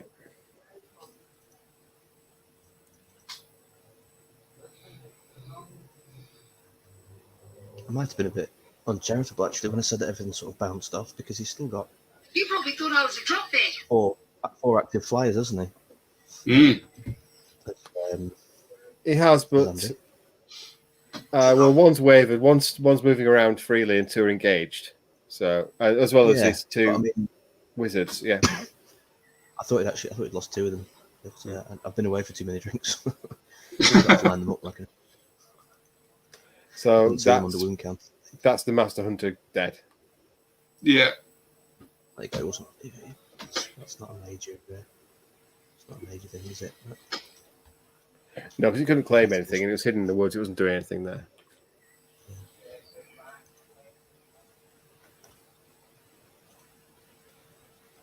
I suppose those winged heroes aren't terribly. Yeah, he could have killed that winged hero, I suppose. It's not in top right. Right, so the two winged generals. Yeah. So unhindered flank. Flank bird, 14-3-2. 11 hits. 11 hits. It's not bad. That's not bad. 6. And that's vicious. He's got vicious? Or no, blade of slashing. Base of crushing. Base of crushing, yeah. It's 3s and 2s, isn't it? Oh, 2s, yeah. So just on 10 wounds. He's, yeah. Double ones. Snakes. Oh! Ooh, there we go. That's. The one. Oh, dear me. Horde of Forest. You had to say it. You had to say it, Andy. Yeah.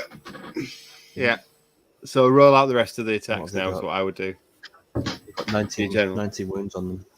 Yeah.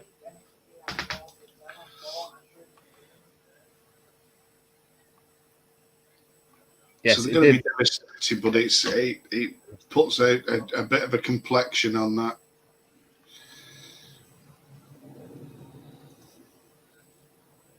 Holds him up. I don't know what he's going to be able to do to exploit it, though. Slightly bigger one. That's UPS. All right. For anybody that's got family waiting at East Midlands Airport, there's John's announcing the arrivals and departures. It's more likely if you're waiting for a parcel anywhere in East Midlands and West Midlands. It's all right. I keep on making sure that Amazon deliveries go to plan. I'm waiting for a parcel from America. I think very nice. Was that for the Vanguard GT? For the Vanguard GT, yes. That was a nice pack. It is, yeah. Jan's going to enjoy 2 bottles of whiskey because I can't drink it. Some nice coffee as well. Yeah, apparently that's the hangover cure. Well, I assume that Dan will be absolutely wrecked the night before as normal and wake up at 3 o'clock in the morning to do the game. Oh, well, Jan's going to Bug Eater. Dan is going to Bug Eater. Oh, he's a good Bug Eater, is he? Oh, yeah. Apparently, there's 2 tournaments the same weekend. There's the Bug Eater and the Vanguard. Yeah. Because Dan played Jan last night at a practice game. They're playing 2020 points with a Ronnie the Bard character who's quite nasty, actually.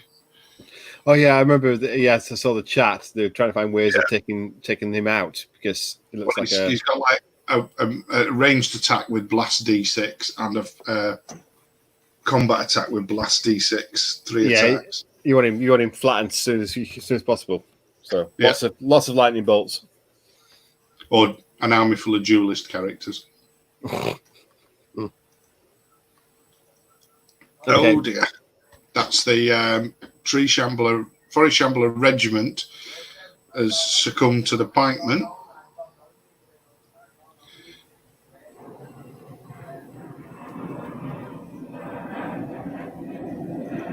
That's another UPS Yeah, and they've overrun 5 inches forward, so they're now staring. We can't shift them sideways. What's he doing? Get back. That's an overrun. You can move them 5. You can move them 5 inches straight forward. That's fine. Just straight forward. They don't shift sideways at the end of it, mate. There we go. Not a charge. I think he was getting a bit carried away then, lining them up. Yeah, you don't get charged enough.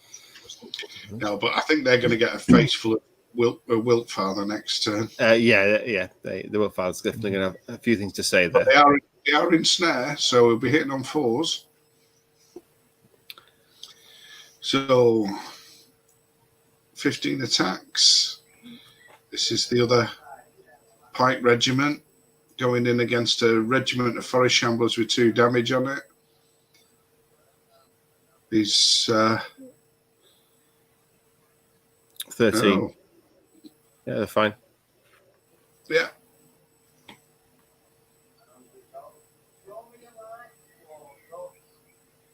Just looking at the comments, it looks like Stephen Pearce is giving us a better commentary of Rob's game than we are of this one. Yeah.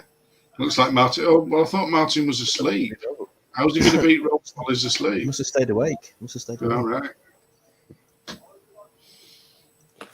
Secret weapon. Maybe he got some of that coffee. Yeah.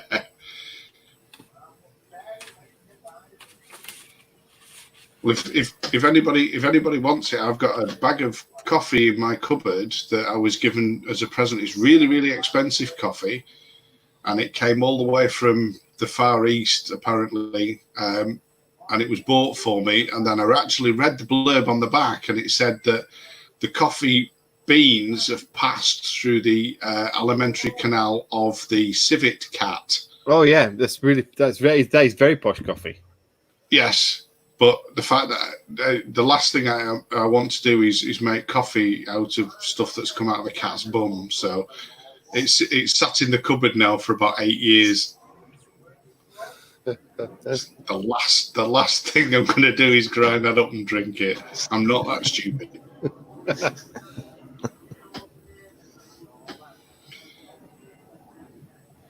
Right.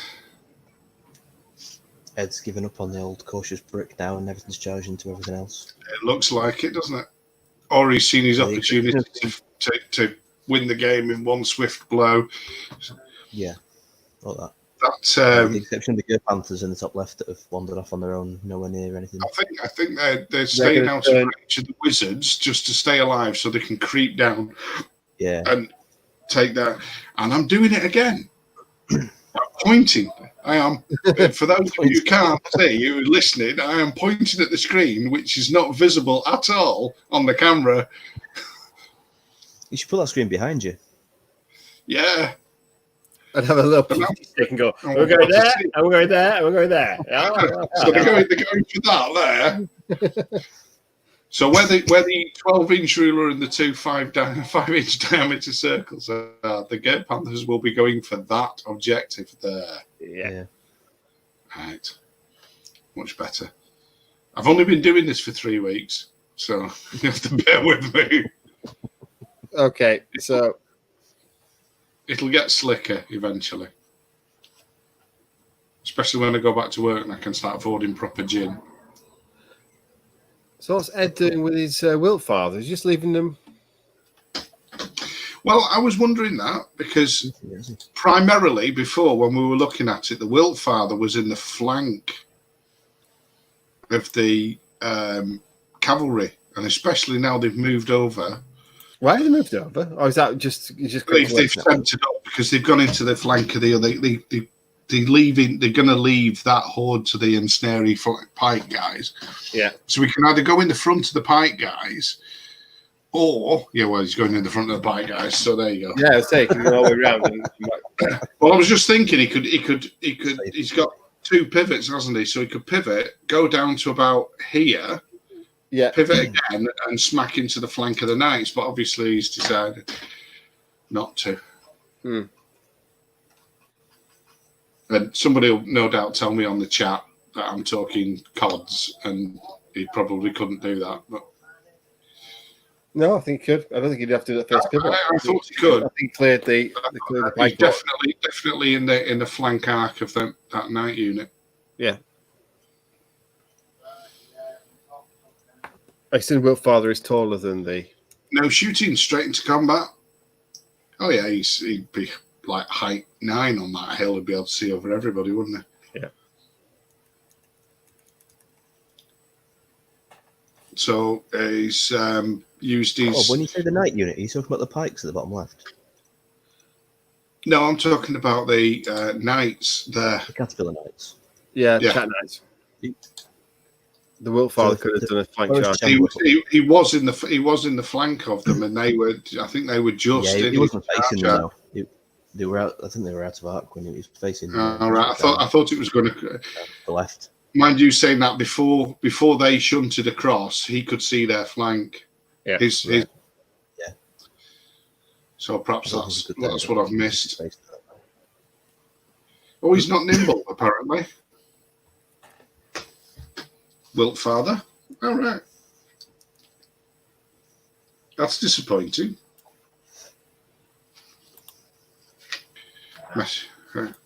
Memo to self: send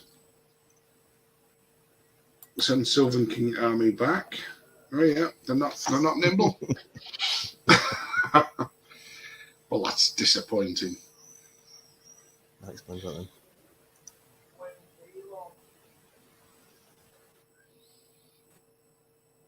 Can anyone help Rob and Martin in the messenger group chat? No, because we're not in it. Sorry.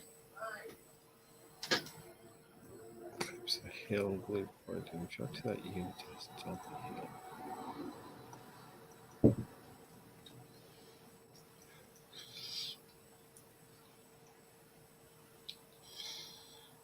And if anybody heard that, that's yes. not an interesting plane going over. That's a tractor, because that's where I live, right out in the sticks.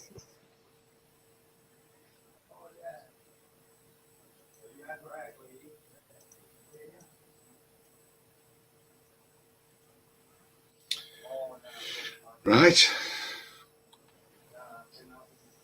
So that's a tree herder and a regiment duffing up a pike regiment. And with a nice nerve roll of 9 followed by an 11. And there you go. Do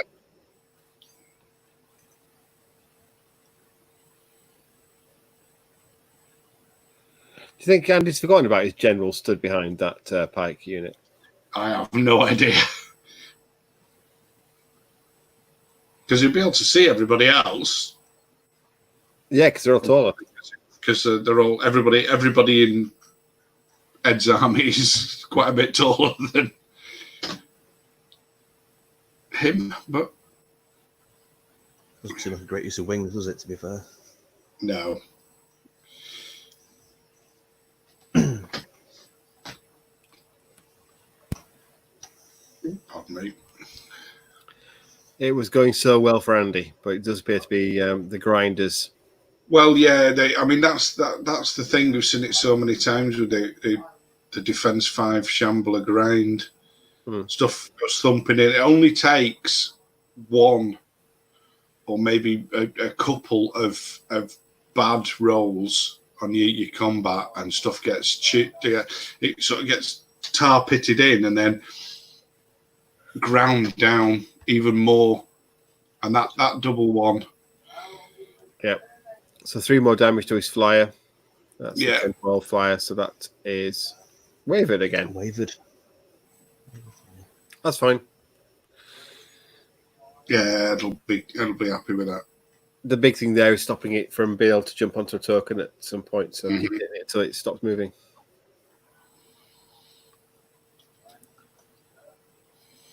I mean, he's now nearly cleared out on this left-hand side. There's just that one pike regiment, the general, that have been there since the beginning of time.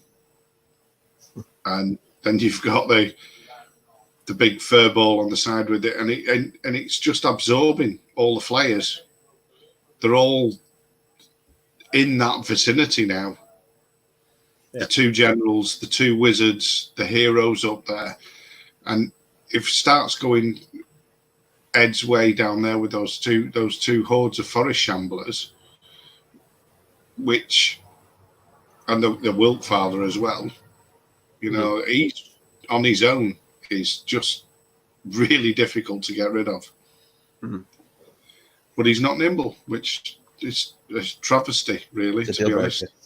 Yeah, it is. So 4 damage to the pikes. I really think Dan should have sorted that before he left the Rules Council. Oh. Yeah, thank you. I mean, I did actually suggest to him that if once you're leaving the Rules Council, you should have like if you're a commanding officer in the military and you leave, you have what's called a legacy order as you go. You give that order, and they know you're retiring, they know you're leaving, and so they allow you 1 order, and they will not countermand that order. So I said, you know, before you leave, your legacy should be put Brock Riders back up to Nerve 22. But unfortunately, he didn't take me up on it. He's got an army of the damn things now, thanks to you. So yeah, I know. I feel a bit like a dwarf mercenary commander just churning them out and firing them off to different places. Brock's for you, Brock's for you, Brock's for everybody. You can have Brocks. You can have Brocks. Okay, so that pike regiment's now disappeared. That's next to the knights. Yeah. Is anything hitting those knights or on 9 damage? Not at the moment, no. But because the pike regiment's gone, that's gonna be in the flank, isn't it? Yeah. It's just so they're gonna get a forest shambler horde in the flank. And a Wiltfather. Possibly a non-nimble Wiltfather as well.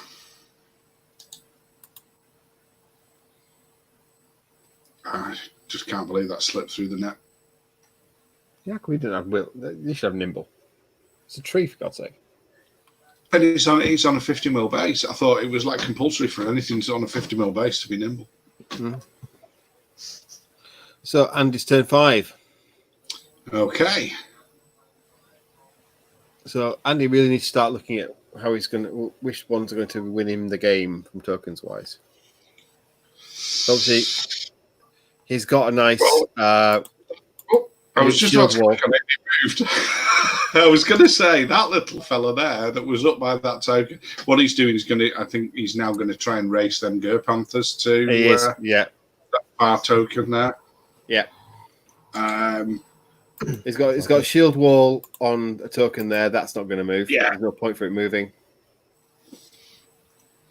I mean, Ed can flank that knight regiment, move his Wiltfather down to within grabbing distance of that token at the bottom, and still give his elite bubble to that combat there. Yeah. But he's also got a forest shambler regiment, which I think he'd probably try and work into the flank of that. Here we go. Right. Andy's playing smart now. He's backing out his flyers. Right. In combat. So Giving them a better field of view and seeing where they can intervene. Yeah, where they can go for turn 6 and jump onto something. Wavered, isn't he? The general's wavered, so he's got nowhere else to go anyway. Yeah. Shield wall's moving to where it's not at risk at all, so he can hold on to that objective on the right. Yeah.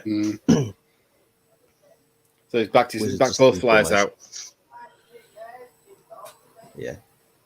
We can't charge him. No. The forest shamblers, don't forget, have got over 20 damage on them. They have to hit them. Those 2 5s can't go anywhere else anyway. Belong to them forest shamblers. He's brought it back in again. Yeah. Is he thinking that he can get his knights into either the Wiltfather or the undamaged horde by backing out 1 inch and do 1 pivot? I think even backing out an inch, those knights won't go into the Wiltfather. They'll definitely go into the uninjured horde, but I don't think with the best. Well, you have to pull out a full inch. You only just need to. You can't see it. I don't think they can see it. No, I don't think they can see. I don't think they'll be able to see the Wiltfather. No, they can't see the Wiltfather.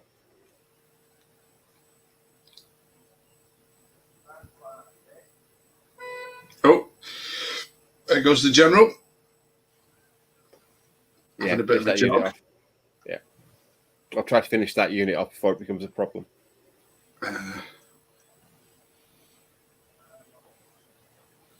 Which way is that tree herder facing there? So he's facing down and right.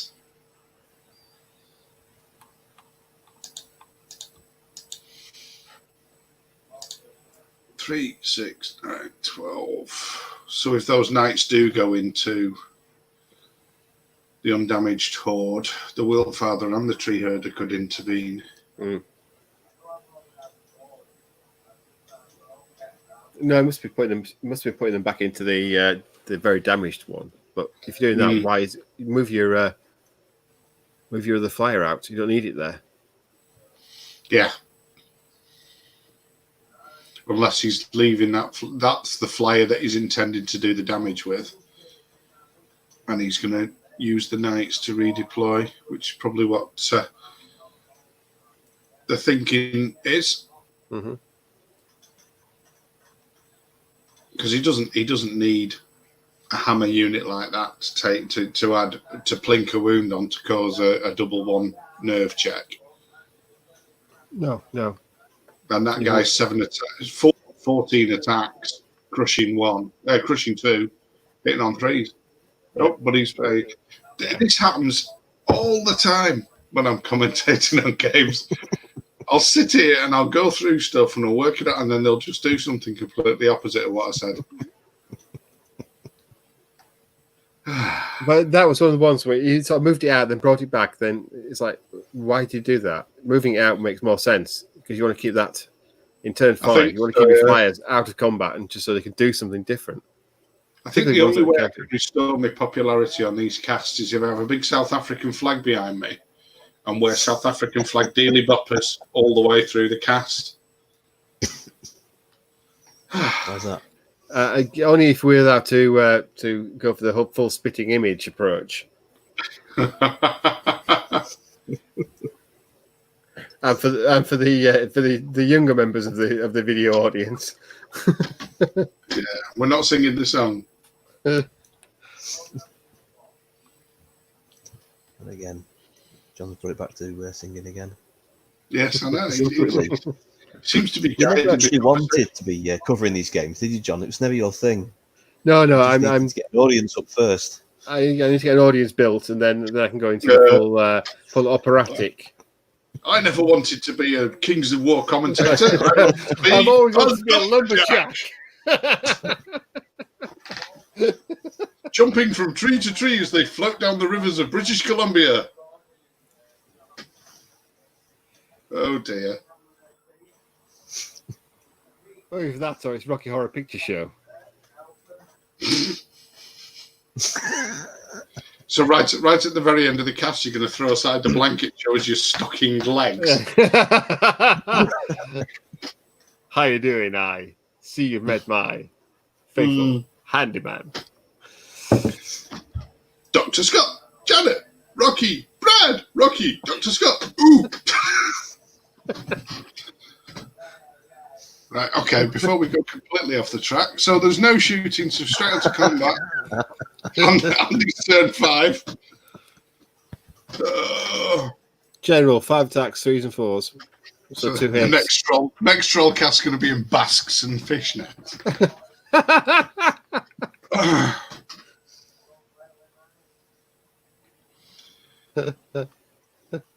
So 2 hits from his lightning bolts. I'll just wear the lab coat. I've got plenty around the place. Well, Steve Hildrew could come as Rocky. He's got them gold lame hot pants, hasn't he? Yeah, absolutely. And let's be honest, he's got the body. He's definitely got the body of Rocky. Yeah, just get some chip fat, blonde his hair.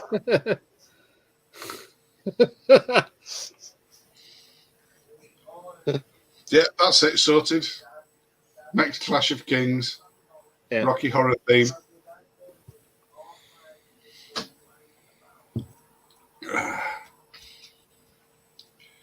So try and break out his record.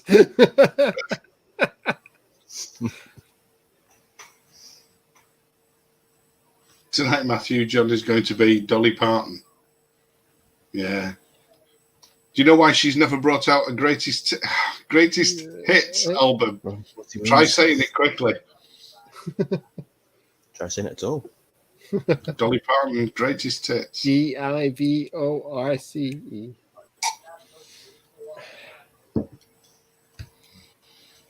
41. Was that 95 as well, Dolly Parton? Yeah. I do quite enjoy that one. She 41 Moons. Come on. She wrote it, starred in it, wrote the theme song, and then in the TV series that spun off from it, her sister played the lead role. Oh. There we go. Oh. Deaded. He only got to 41. You see, the problem there was it was one short of Elliot's record of 42.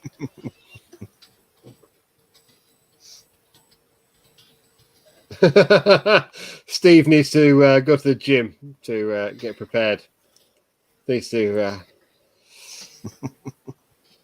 deltoids and his biceps, his hot groin, and his tricep. It's cut groin. Cut groin.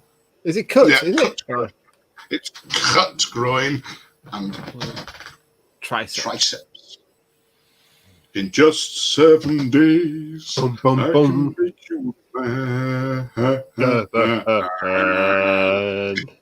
Okay, now face death in the face. Apparently.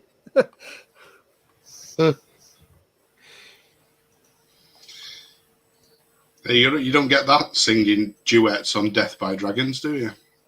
No. Although I do expect now, Steve, that when you do your Death by Dragons, you put a small clip of Rocky Horror Picture Show into your... Hot patootie. Bless my soul. All right. Be right back. Says oh, no. Vivek. Talk amongst yourselves. Yeah. I was in Rocky Horror at university. Oh, my God. Mr. Hildrew, we must see photographs of you being... what were you at? Well, you must have been... what would Steve be looking? Do you reckon? Probably Brad, actually. Yeah, definitely more of a Brad than a Frankenfurter. Or Eddie. Was he Eddie? No, Eddie looks like Meatloaf. Oh, for all the Jan fans, I think you can hear somebody coming up the stairs. Yeah. There she is. She is. Hello. Hey. Properly. Jan, you missed... Sorry. Hey. Pop my head in. You missed some... you missed... Oh, she can't hear you because you're on headphones. No, because I've got the headphones on. Can't hear a word. I did kind of catch a hi, John. So. Well, we had hi, Barry. Coming back. You've been missing the Rocky Horror Picture Show. And the Rocky Horror Picture Show. Oh, right. Sing along. Yeah. Audience participation album. Yeah, well, that's Bob completely.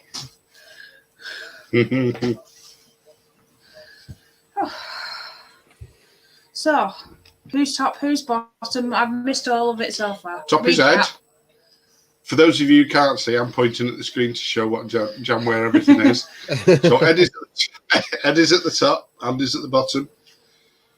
Wow, Ed's very spread out. That's not very Ed.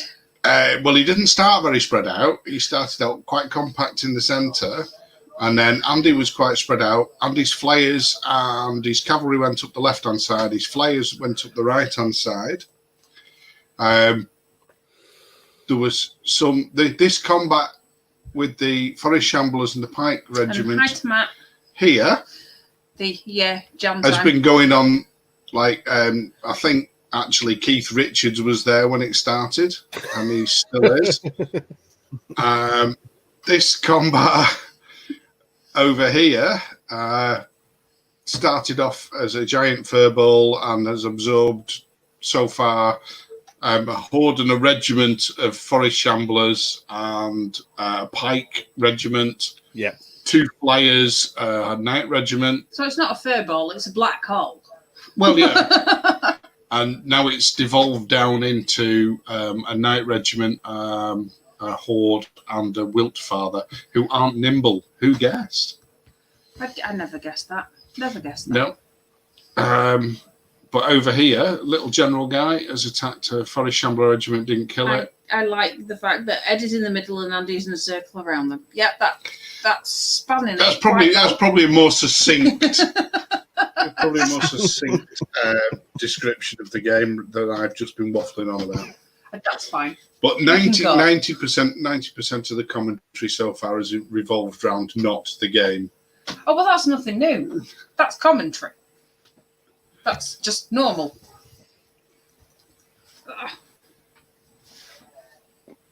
And apparently we've lost poor Matt. Have we? Yeah, we lost him at 10:18. Now they've lost you. Yeah. Okay.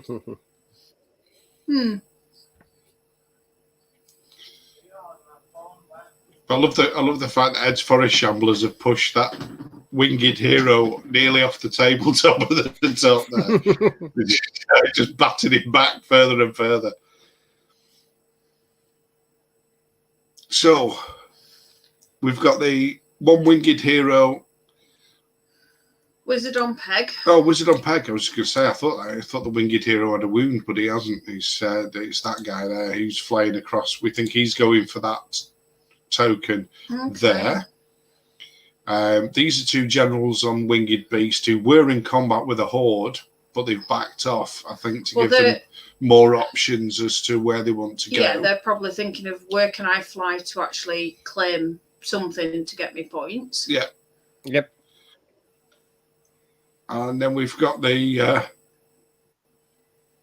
tree herder who's just wibbling about there with the Mace of Crushing. Oh, he's got a couple of good options. Well, he could go for that objective down there. Well, the Wiltfather's here in combat. Yeah. Wiltfather could go down trying to finish off them knights. So what are we on to drink? It's the made with premium fruit Aldi cider. Okay. I've left you a bit. Something the bottom. Bottom of the barrel. I don't know. What do I get? There's another bottle in the fridge. Oh, okay. Right. Well, that's fair enough. It's in the fridge, not the freezer, so I've not got ice pop cider to come up. No, I've not done that one again.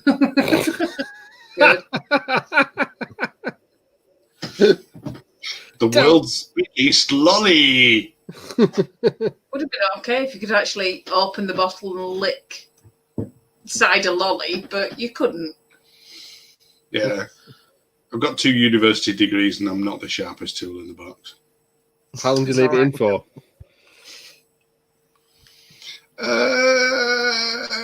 Well, the cider, it must have been in there for about 48 hours. The wine, we left in there until it exploded. Yeah, that wasn't intentional.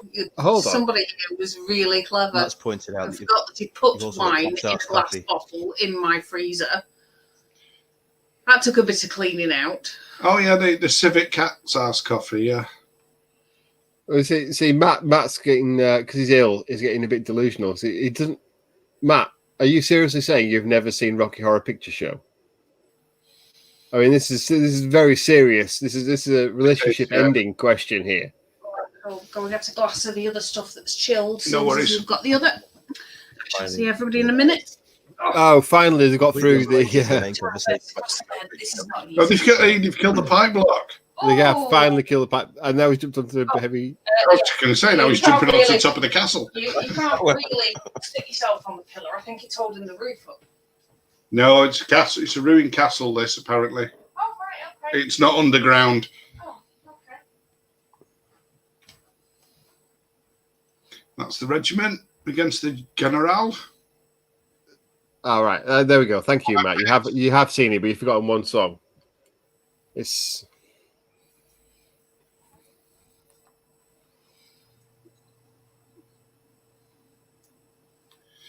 Oh, 4 wounds and a double 2. Loving life, yeah.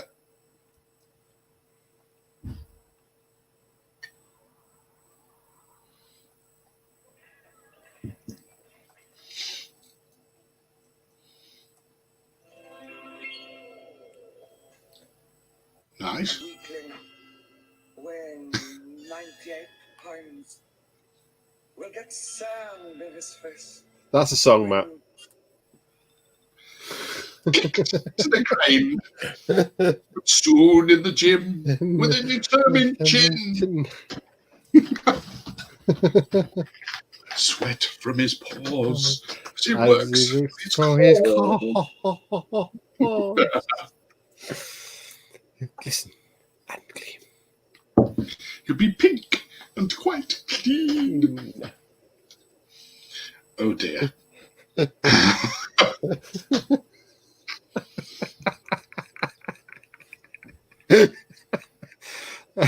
Apologies for anybody that tuned in. You don't get this kind. You don't get. I'll have to Google it. It's I Can Make You a Man is the song. Yeah.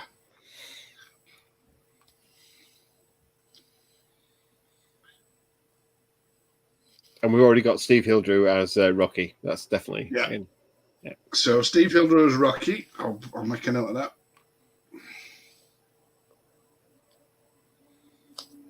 Obviously, Bob, you have to be Frankenfurter. Oh no, Frank. I'll be Brad. I'm happy to be Brad. When you met in the science exam.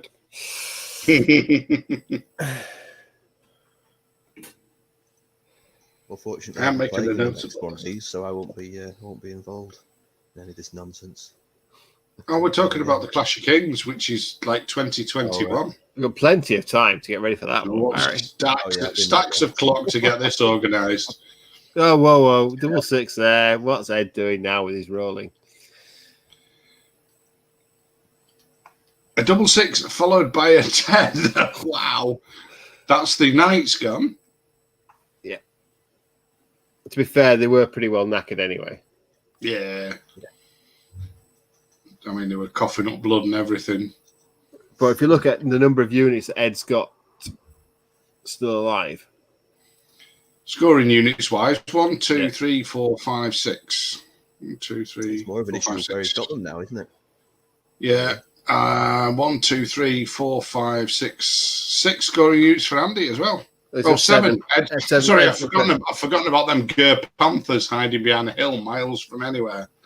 Yeah, but the problem with Andy's ones are there's 1, 2, 3, 4, 5 flyers. Yes, exactly. But if Ed can get a horde or a regiment into what's up? I just thought Oh, the ears are on. Oh, right. I wonder what that was. I have been eared. Where? So, go on, you were Forest saying shambles on the about right-hand other stuff. side I and interrupted. Really facing sorry. upwards. And so is the wilt Yeah, father. we're just working Sorry, out what was how that, Barry? many. If you look at the forest shambles on the right-hand side and the wilt father underneath, they're both facing Yeah. upwards. So it's going to be quite difficult for Ed to get that bottom objective now. Yeah, but they got this guy here who's facing Yeah, downwards. that you He get can there. contest it at least. Yeah. So he needs 2 flyers on that one, doesn't he? Yeah, he needs to put one of these generals on wing beast down there to hold that one. But then, because there's no way, I don't think he can land enough stuff there to contest the centre one. And Or Andy the one went. on the right hand side of it. And this is where Andy starts paying a penalty for going first. Yeah, indeed. Absolutely. When there's no shooting around and he wasn't threatened from the off. Yeah, Panthers are going to go for that one. Yeah, they've been the Ger Panthers in the top left hand side have been set up to go. No, they fought a couple of rounds of combat. They've hit stuff and then decided that they'd pedal off up there and hide to let everybody else sort stuff out, and they've been ideally positioned to just run down and take that token or at least contest that token. Well, Steve's saying he can surge stuff. So yeah, he can surge stuff. There. Because he's still got both his surge casters left. I don't know that he's got a lot of really good opportunities to do that. I mean, there's only really one. Oh, apple juice is nice one and unit, smart. one that's on the right that can get anywhere. He needs to have something on that objective that they're currently holding. Well, the thing is, he only needs 4, doesn't he, for a win? Yeah. So he needs to pick and choose which ones he's going to. Which one? In fact, he doesn't even need 4 because he can as long as he gets 1 more than Andy and contests all the rest. And after all that, both the wing beasts are going into forest shamblers. Andy's going all shock for that one. That's why I no longer put any story in my commentary because that People happens do stuff you every don't time. expect. I sit here and pontificate and tell people what our 3 viewers that all this is going on, and then what happens is the players go and do their own thing after all that. You can almost guarantee there will be no surging going on. They're sharing wounds with each other while we're at Well, it. the only thing that keeps me going for this is the fact that I have seen it happen on other people's casts as well. Even -28 happens to them. They say, I think he's going to do this, and he does something completely different. So, yeah. It's always fun. We're not here to commentate. We're here to make it entertaining. Are we? Yeah. All right. Something like that. Sometimes it's quite insane. We kind of give an interesting summary of what's happening on the screen. So, Wizard on the I suppose so. Okay. Yeah, I'm not quite sure why he's charged those units into. Well, it's a completely undamaged horde. He's got 14 attacks, 3s and 3s there. Yeah. It's going to take some lucky dice rolls to get beyond. And it's inspired, so it is going to take some. Perhaps it's just to slow them down, to stop them. But they're already on a token, so why? It's not like you can do anything. No. The token at the top center, those. How far are they? I should go through and join from another camera. Then I could actually hear what was being said. Look, Forest Shambler Regiment survived in the face of getting flying. Double one. Particularly useful. Yeah. Not good. That's my phone. Yeah, it is. That's yours. Okay. If I buy exactly the same phone as your spouse. You got it, not me. So the general's hitting the Forest Shamblers forward on the right now. Never watched -28. No, because nobody's got 4 hours of their life to give away to watch the -28 commentary. Yeah, but they go into real succinct depths and analyse everything. Well, the players or the commentators, or both. I refuse to answer that question on the grounds I may incriminate myself. Mm. I've watched Dash 28, but I don't think I watched the whole one. Have you not? It's too highbrow. Too highbrow for me. You have to watch the one that me and Steve did. That was hilarious. That wasn't highbrow and slightly. I must admit, I watched 4 in one day, and that was last Saturday, and I did lose the will to live at the end of it. Not because of anything wrong with the commentary. It's just very slow play. It's very slow play. Because it was all the top tables, so they were taking the time. It took quite a lot of damage to that horde. 9 damage is bloody good for 14 attacks. Yeah. Still there though. In the chat. Am I included in this chat? That's a very good point. Yes, you are, because I've sent it into the normal one. Because I sent Jonathan the link in the normal chat. Ah, yes, yeah. The super secret back channel chat. Yeah. Where we secretly ruled the world. Yes. And we organised rebellions and takeovers of large corporations. That's the one. To be clear, I'm not included in this chat. No.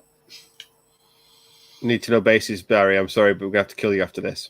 It's all right. We've already got Ed and his henchmen are already on the way. I don't think Ed's on the way. It's still playing. No, that's Ed's computer playing. I like commentary that talks back, even if it actually sings. At least we've got one fan. We have a fan. Well, there's still 2 people watching at the moment. Everybody else has wandered off. They've gone to see turn 4 of Rob's game. Yeah. Do you know what? Honestly, I can't really mock him for speed because I'm probably about as slow as he is. Ridiculous. You're not half as annoying as he is, though. No, there is that. I don't think there's many. many. Slow. The one time I played against him, I was definitely the slow one, but that's because I made a really bad cock up in the first turn. And, didn't want to lose, and then lost.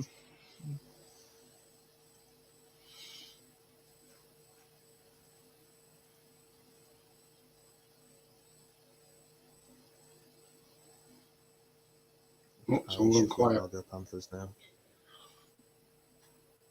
Argo Panthers don't know what they're doing. I think he's trying to work out how best to get them there without that dude on the bird killing them. Yeah. I think he's trying to get as close as possible that if they survive, he's still away, yeah. Effective. And if they get charged in the flank and die, then it's going to be as hard as possible for the Ed said that. Follow up and take the objective. I say that, he might be doing something completely different.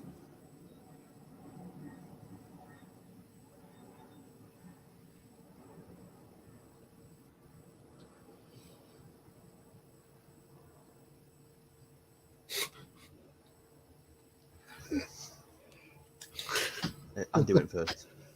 Yeah, Andy went first. I can't comment on the. Okay, that's a reasonable.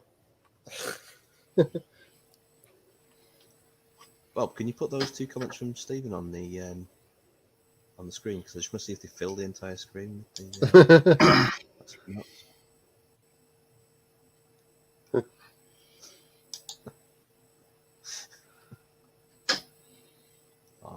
It measures the size. It's a shame. Makes them like Well, it takes you, that one takes you completely out. You just turn into a rabbit there, Barry. it does. You're just peering over the top of it. Huh? Fine. I was. Okay, so combat continues.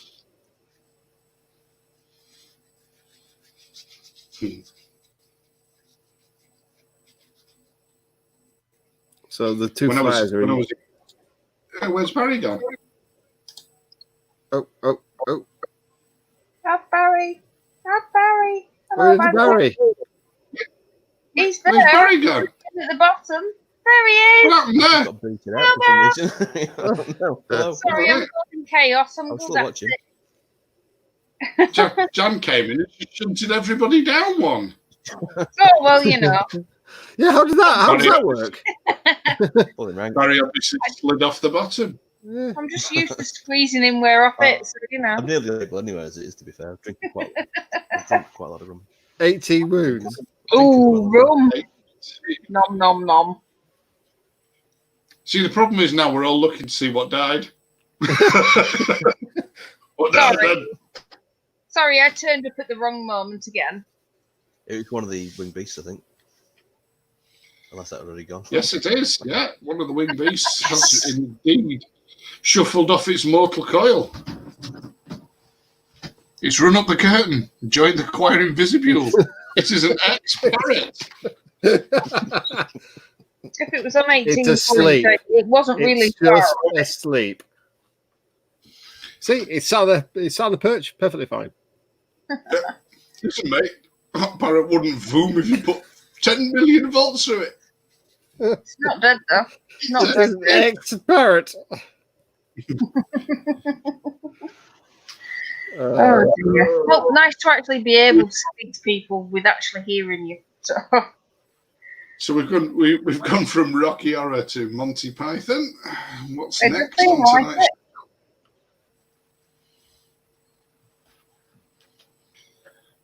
it. Ed's doing really well at holding his central positions. That's because he's not listening to us. Well, yeah, that does Yeah, work. we've told him he's gone wrong dozens of times. And he's not listening to us at all. Did you not He's have not faith in Stunning, Ed's really, isn't it? strategy? Absolutely stunning.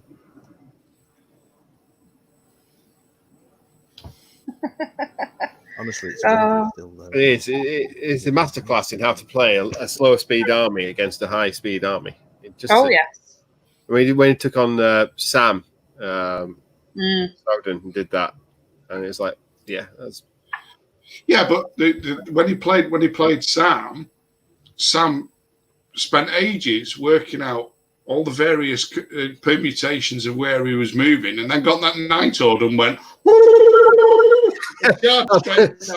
I'll put it behind some terrain. I can't move it. That's just a Sam move. That's normal. You've been him enough time. You can almost watch the game and see where all of a sudden something in his brain went, fuck it. I'm just going to charge. I think it's meta confusion in Sam. I think there's part of him trying to go one way and another part trying to go, yeah. It's like an imbalance for him when he plays Kings of War. He's pulled in two different directions as to which meta to follow. Yeah. Well, having been across to Spain, I can understand that because trying to play the Spanish guys is just it's another planet. It's going to be even harder in the UK. Because I've dissed Sam on live stream. Now he won't translate for us when we go back, so we'll be screwed. Yeah. No, you're not. You just you. Oh, he's left again. He's gone. What? Rage quit. Yeah, that's the UB equivalent. Oh, hold on. Is this game over? It's game over. Game's finished. Movie night They're for the rest of the. only on turn 5. No, 7th turn roll. It's movie night for the rest of the Moonrakers. Oh, there you go. See, I came on believing it was turn 5, and yeah. Did not move the turn counters on. I've been sat here thinking it's turn 5. What a nasty thing to do. Yeah, really. Pay attention. There was a shame we were watching or something. I don't know. So we can expect them to come back and chat in a minute. I can actually hear how it's going. Yeah, They've assumed that we are paying attention to their game. Actually, this is embarrassing. It really That's is. an assumption and a half with you. Says me having sat there and said, "Oh, are we on turn 7 myself the other day?" I'm going to That's get one up, sacked. isn't it? That's one up from going 40 minutes and not seeing the first thing die, watching for 2.5 hours and then not seeing the game end. Yeah. But Steve Hildred asked who won the game. So, you come out of the room. Who won the game? Ed won the game 3-2. I think Ed. Yeah. Ed won 3-2 and 1 contested. All right, happy now, Steve. Okay, now. Has he got? Oh, the game's finished. Oh, the joys. Oh. It was me thinking I've got at least a turn of being able to sit here and catch up on what's going on. We'll just wait for him to come back. The important thing is, if you were painting and listening, it was a really close game, and you'll have no idea why. Screw you for not watching. Well, Andy will say it will be something to do with big, long, tangly branches twatting him round the head. Oh, look at this. There isn't another term for it.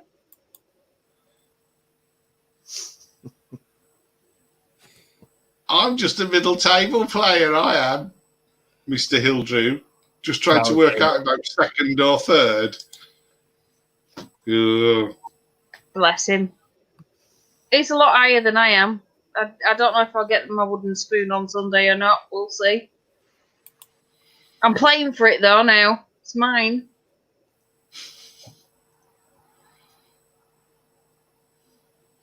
I love my brick.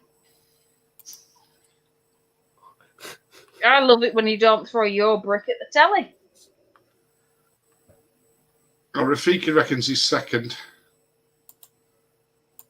What, Steve's second or Steve's second? Well, they're both called Steve, so. Yeah, that's what I said. Is Steve second or Yes. Steve second? Yes, you're second, Yes. Steve. Yeah. Definitely. Nope. Here comes Ed, I think. Yeah, that looks like an Ed coming. Woohoo! Hi, Ed. Hello. It is indeed Ed. And the Moonraker Andy Andy, at the Comes bottom. Andy. Hello. Hello. Good evening, There we go. Who won? Who won? Andy's moved to the United Nations headquarters by the look of things. It's come out of his head. He's definitely not where he started off. No, we've done a clothing swap as well. It's got so hot. I'm saying nothing. Oh, well, I'm glad we missed that on stream. Thank you very much. It's all the cold sweat of fear, I think. It was the cold sweat of fear against all those trees. I did mention something about branches and hitting you over the head, Andy. It was like, yep, poor lad. Yeah. Coming. I don't think I did too badly though in the end. You did very, I mean, we were watching the first 2 or 3 turns. I mean, you were dictating, apart from obviously Ed's scout moves, and then because of your movement and your flyers, you were dictating where the game was going, and then it all seemed to just start. Once everything started getting into combat, you seemed to get really bogged down. There was a Unlucky combats. There was a diehard. That's finger, isn't it, Andy? There was a diehard moment. There was a diehard moment. Yes. The double one in the And it centre wasn't with the I have a machine gun now too. The 41 damage onto a unit. Yes. You do get because he was wondering whether he needed to send in the second general on Beast, and it was such obvious overkill that he was thinking for a double one, and of course he got it. Yeah. I was just hoping to be able to turn everything round. Yeah. I must admit, I think every game I've seen Ed play, you're very central based, and that's the most spread out I've seen your trees ever. So I think Andy was trying to really push the limits there, but I only caught the last 2 turns. Yeah. I'd You're say. being very tricksy, boys, by not changing the turn counter. We thought we were watching turn 5 and 6. Whoops. Until we had Andy leaving the room. Went, where's Andy gone to? And they went, oh, it's finished. Yeah. Sorry. I Do wouldn't apologise. watch it. Yeah. It was quite challenging because, in turn 2, I thought I'd managed to ground most of those flyers, but then I had a turn where I really did almost no damage, and then sure enough they all flew off again. And so I think I killed 2 by the end of the game, and then they're ideal for going and claiming those tokens. Yeah, you both of you had some really quite appalling attack rolls and damage rolls. In the first few turns, it was like, what is going on there? 0 damage and 0 damage here, 0 damage there. I mean, admittedly, you're hitting on 6s, but 18 attacks on 6s and still causing no damage was from those. They got there in the end. They got there in the end. It took them 5 turns. They go to I purposely didn't put them back into combat on the first. Yeah, turn, we noticed that. Yeah, we noticed that. Go on, then keep going. Made a note of that. Keep going. Sounds like I missed a lot. I'm going to have to watch it all the way back. Obviously. Oh yeah, you are. Yeah, not least for the commentators talking about Rocky Horror Picture Show and who should be playing what in the I characters. believe Rocky Horror and Monty Python. Monty Python did come out as well. Yeah. Oh, and we did. So you've had the full gamut. We did occasionally comment on the game. Yes. I know I turned up with Hertzig. Sorry, what was that, Barry? What was the crack with the Forest Warden on the flank to begin with? What was it when you? Yeah, that was. I could obviously have countercharged and kept them on my front. The Forest Warden could have countercharged the men at arms. I thought I had a good chance of killing his flying Pegasus guy if I sent both back in, but then between the 2 of them, they just did 1 damage. Yeah, it was a bit. That was a shame because it then meant he was just left there getting lightning bolted off, and the men at arms went into the flank of the Forest Warden and killed him in 1, which was in the flank, not that. No, hitting on 4s, winning on 5s with 24 attacks. I wasn't expecting that at all. They did pretty well, yeah. Yeah. Yeah, well, the first time they went into him in the front, they didn't do anything really, did they? No. So we thought that was going to be like a long-term thing. Yeah. It sounded like there was a bit of a black hole in the middle of the board where everybody was piling in constantly. Yeah. Well, it was the combat with the knights and the 2 generals seemed to suck a lot into in there as well. Yeah, but that was also the combat where the unkillable horde of trees was that got double 1 after being absolutely smashed. Yeah, it did. Yeah. Right. Yeah. So I felt for you, Andy. At that point, I felt for you. I thought that looks very, very familiar. That looks very familiar. But so I'm 100% stream losses in my entire career now. Sorry, Andy, maybe you should have a game against me sometime soon. It's the 4th stream game I've played and the 4th loss I've got. So yeah. Oh dear. No more stream for Andy. Fame doesn't agree with you then. Look on the bright side, Andy. You're on the top table in the last round of a tournament. Yes, but now I'm 6th. Oh, that all depends. There's people leapfrogging yet, apparently. I don't know. There's lots of speculation going on in the comments there about who's jockeying for position and stuff like that. Yeah. So yeah, Hildrew thinks he's 2nd. Yeah, more than likely. Well, Steve is going on about Dave needing 5 points and to kill about 18,000 or 6 points to leapfrog people. Well, I only got 2 points out of that game and only killed 610 points of his army, so I'm not going anywhere fast. Well, Steve Pearce reckons Andy's in 4th. Oh, well, that's quite nice. So, and apparently, assuming Mike or Dave win. Oh, okay. There you go. He has qualified. Spoiler alert: John Guns did win. Uh-huh. Yeah. All right. So, Yeah, that might have been a bit of a failing for you there, Andy, because you should have been watching your game whilst you're playing it rather than commenting on other people's games. And John Guns kept commenting about his game to me on Messenger, for God's sake. It's trying to, yeah. We thought you were in the same room. I thought we were established. Oh, no, We thought you were all playing from Windmaker HQ. Definitely not here.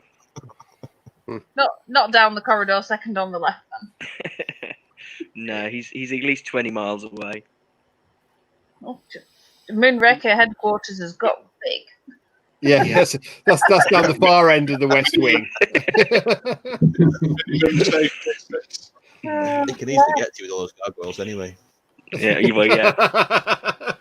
Do you realise John got that flagpole for a birthday present? Oh. But the scary thing is, that's the kind of thing Bob would ask for as a birthday present as well. So, I can't say much. And he's going to sit there and say, me? What? I want a flagpole. Bob. Well, anyway. Flagpole for. Now you've got the idea. Now just get Scales to build one for me. Well, I think that's before the conversation goes. Well, before Bob puts the don't go there. I can't remember the exact phrase. Disappear off. Thank you, guys. Thank you for abusing me for the last hour and a half. Two Thank and you a half very hours. much. Thank you for allowing us to watch. It's been really good. Really good. Cheers, guys. Cheers, Ed. Cheers. Thank you. Thank you for letting us look over your shoulder, guys. Congratulations. Hey. Yeah. See you in a bit. Are you going to play funky music, Bob? Yeah, I played the music on the way in. It worked I'm on the not way in. scared of the music. Oh, I'm scared of the music. I hold my hands up here. So what I'm going to do now is I'm going to attempt to play the music and sing us out. So thank you very much for watching. I don't know when the next one's going to be because obviously the King of Hearts has finished. But if you want your tournament, online tournament game streamed, then just get in touch with Janice, who's pulling faces at me for some reason. So I've obviously dropped a bollock. No. There's no more games to play, but I've got my wooden spoon game on Sunday. Of course, yes. I am very sorry. Yes, you are playing your game against Skeld. My apologies. The wooden spoon clash. Yeah. So I did drop a bollock. But if you liked what you see, don't forget, subscribe to the channel. Press the little bell to get notifications of anything that comes up. Ooh, get you and your professionalism. Oh, thank you. And hopefully, if another 960 of you do it, I might get a couple of pence out of the YouTube channel. Okay. Thank you and good night. Oh, thanks, Matt.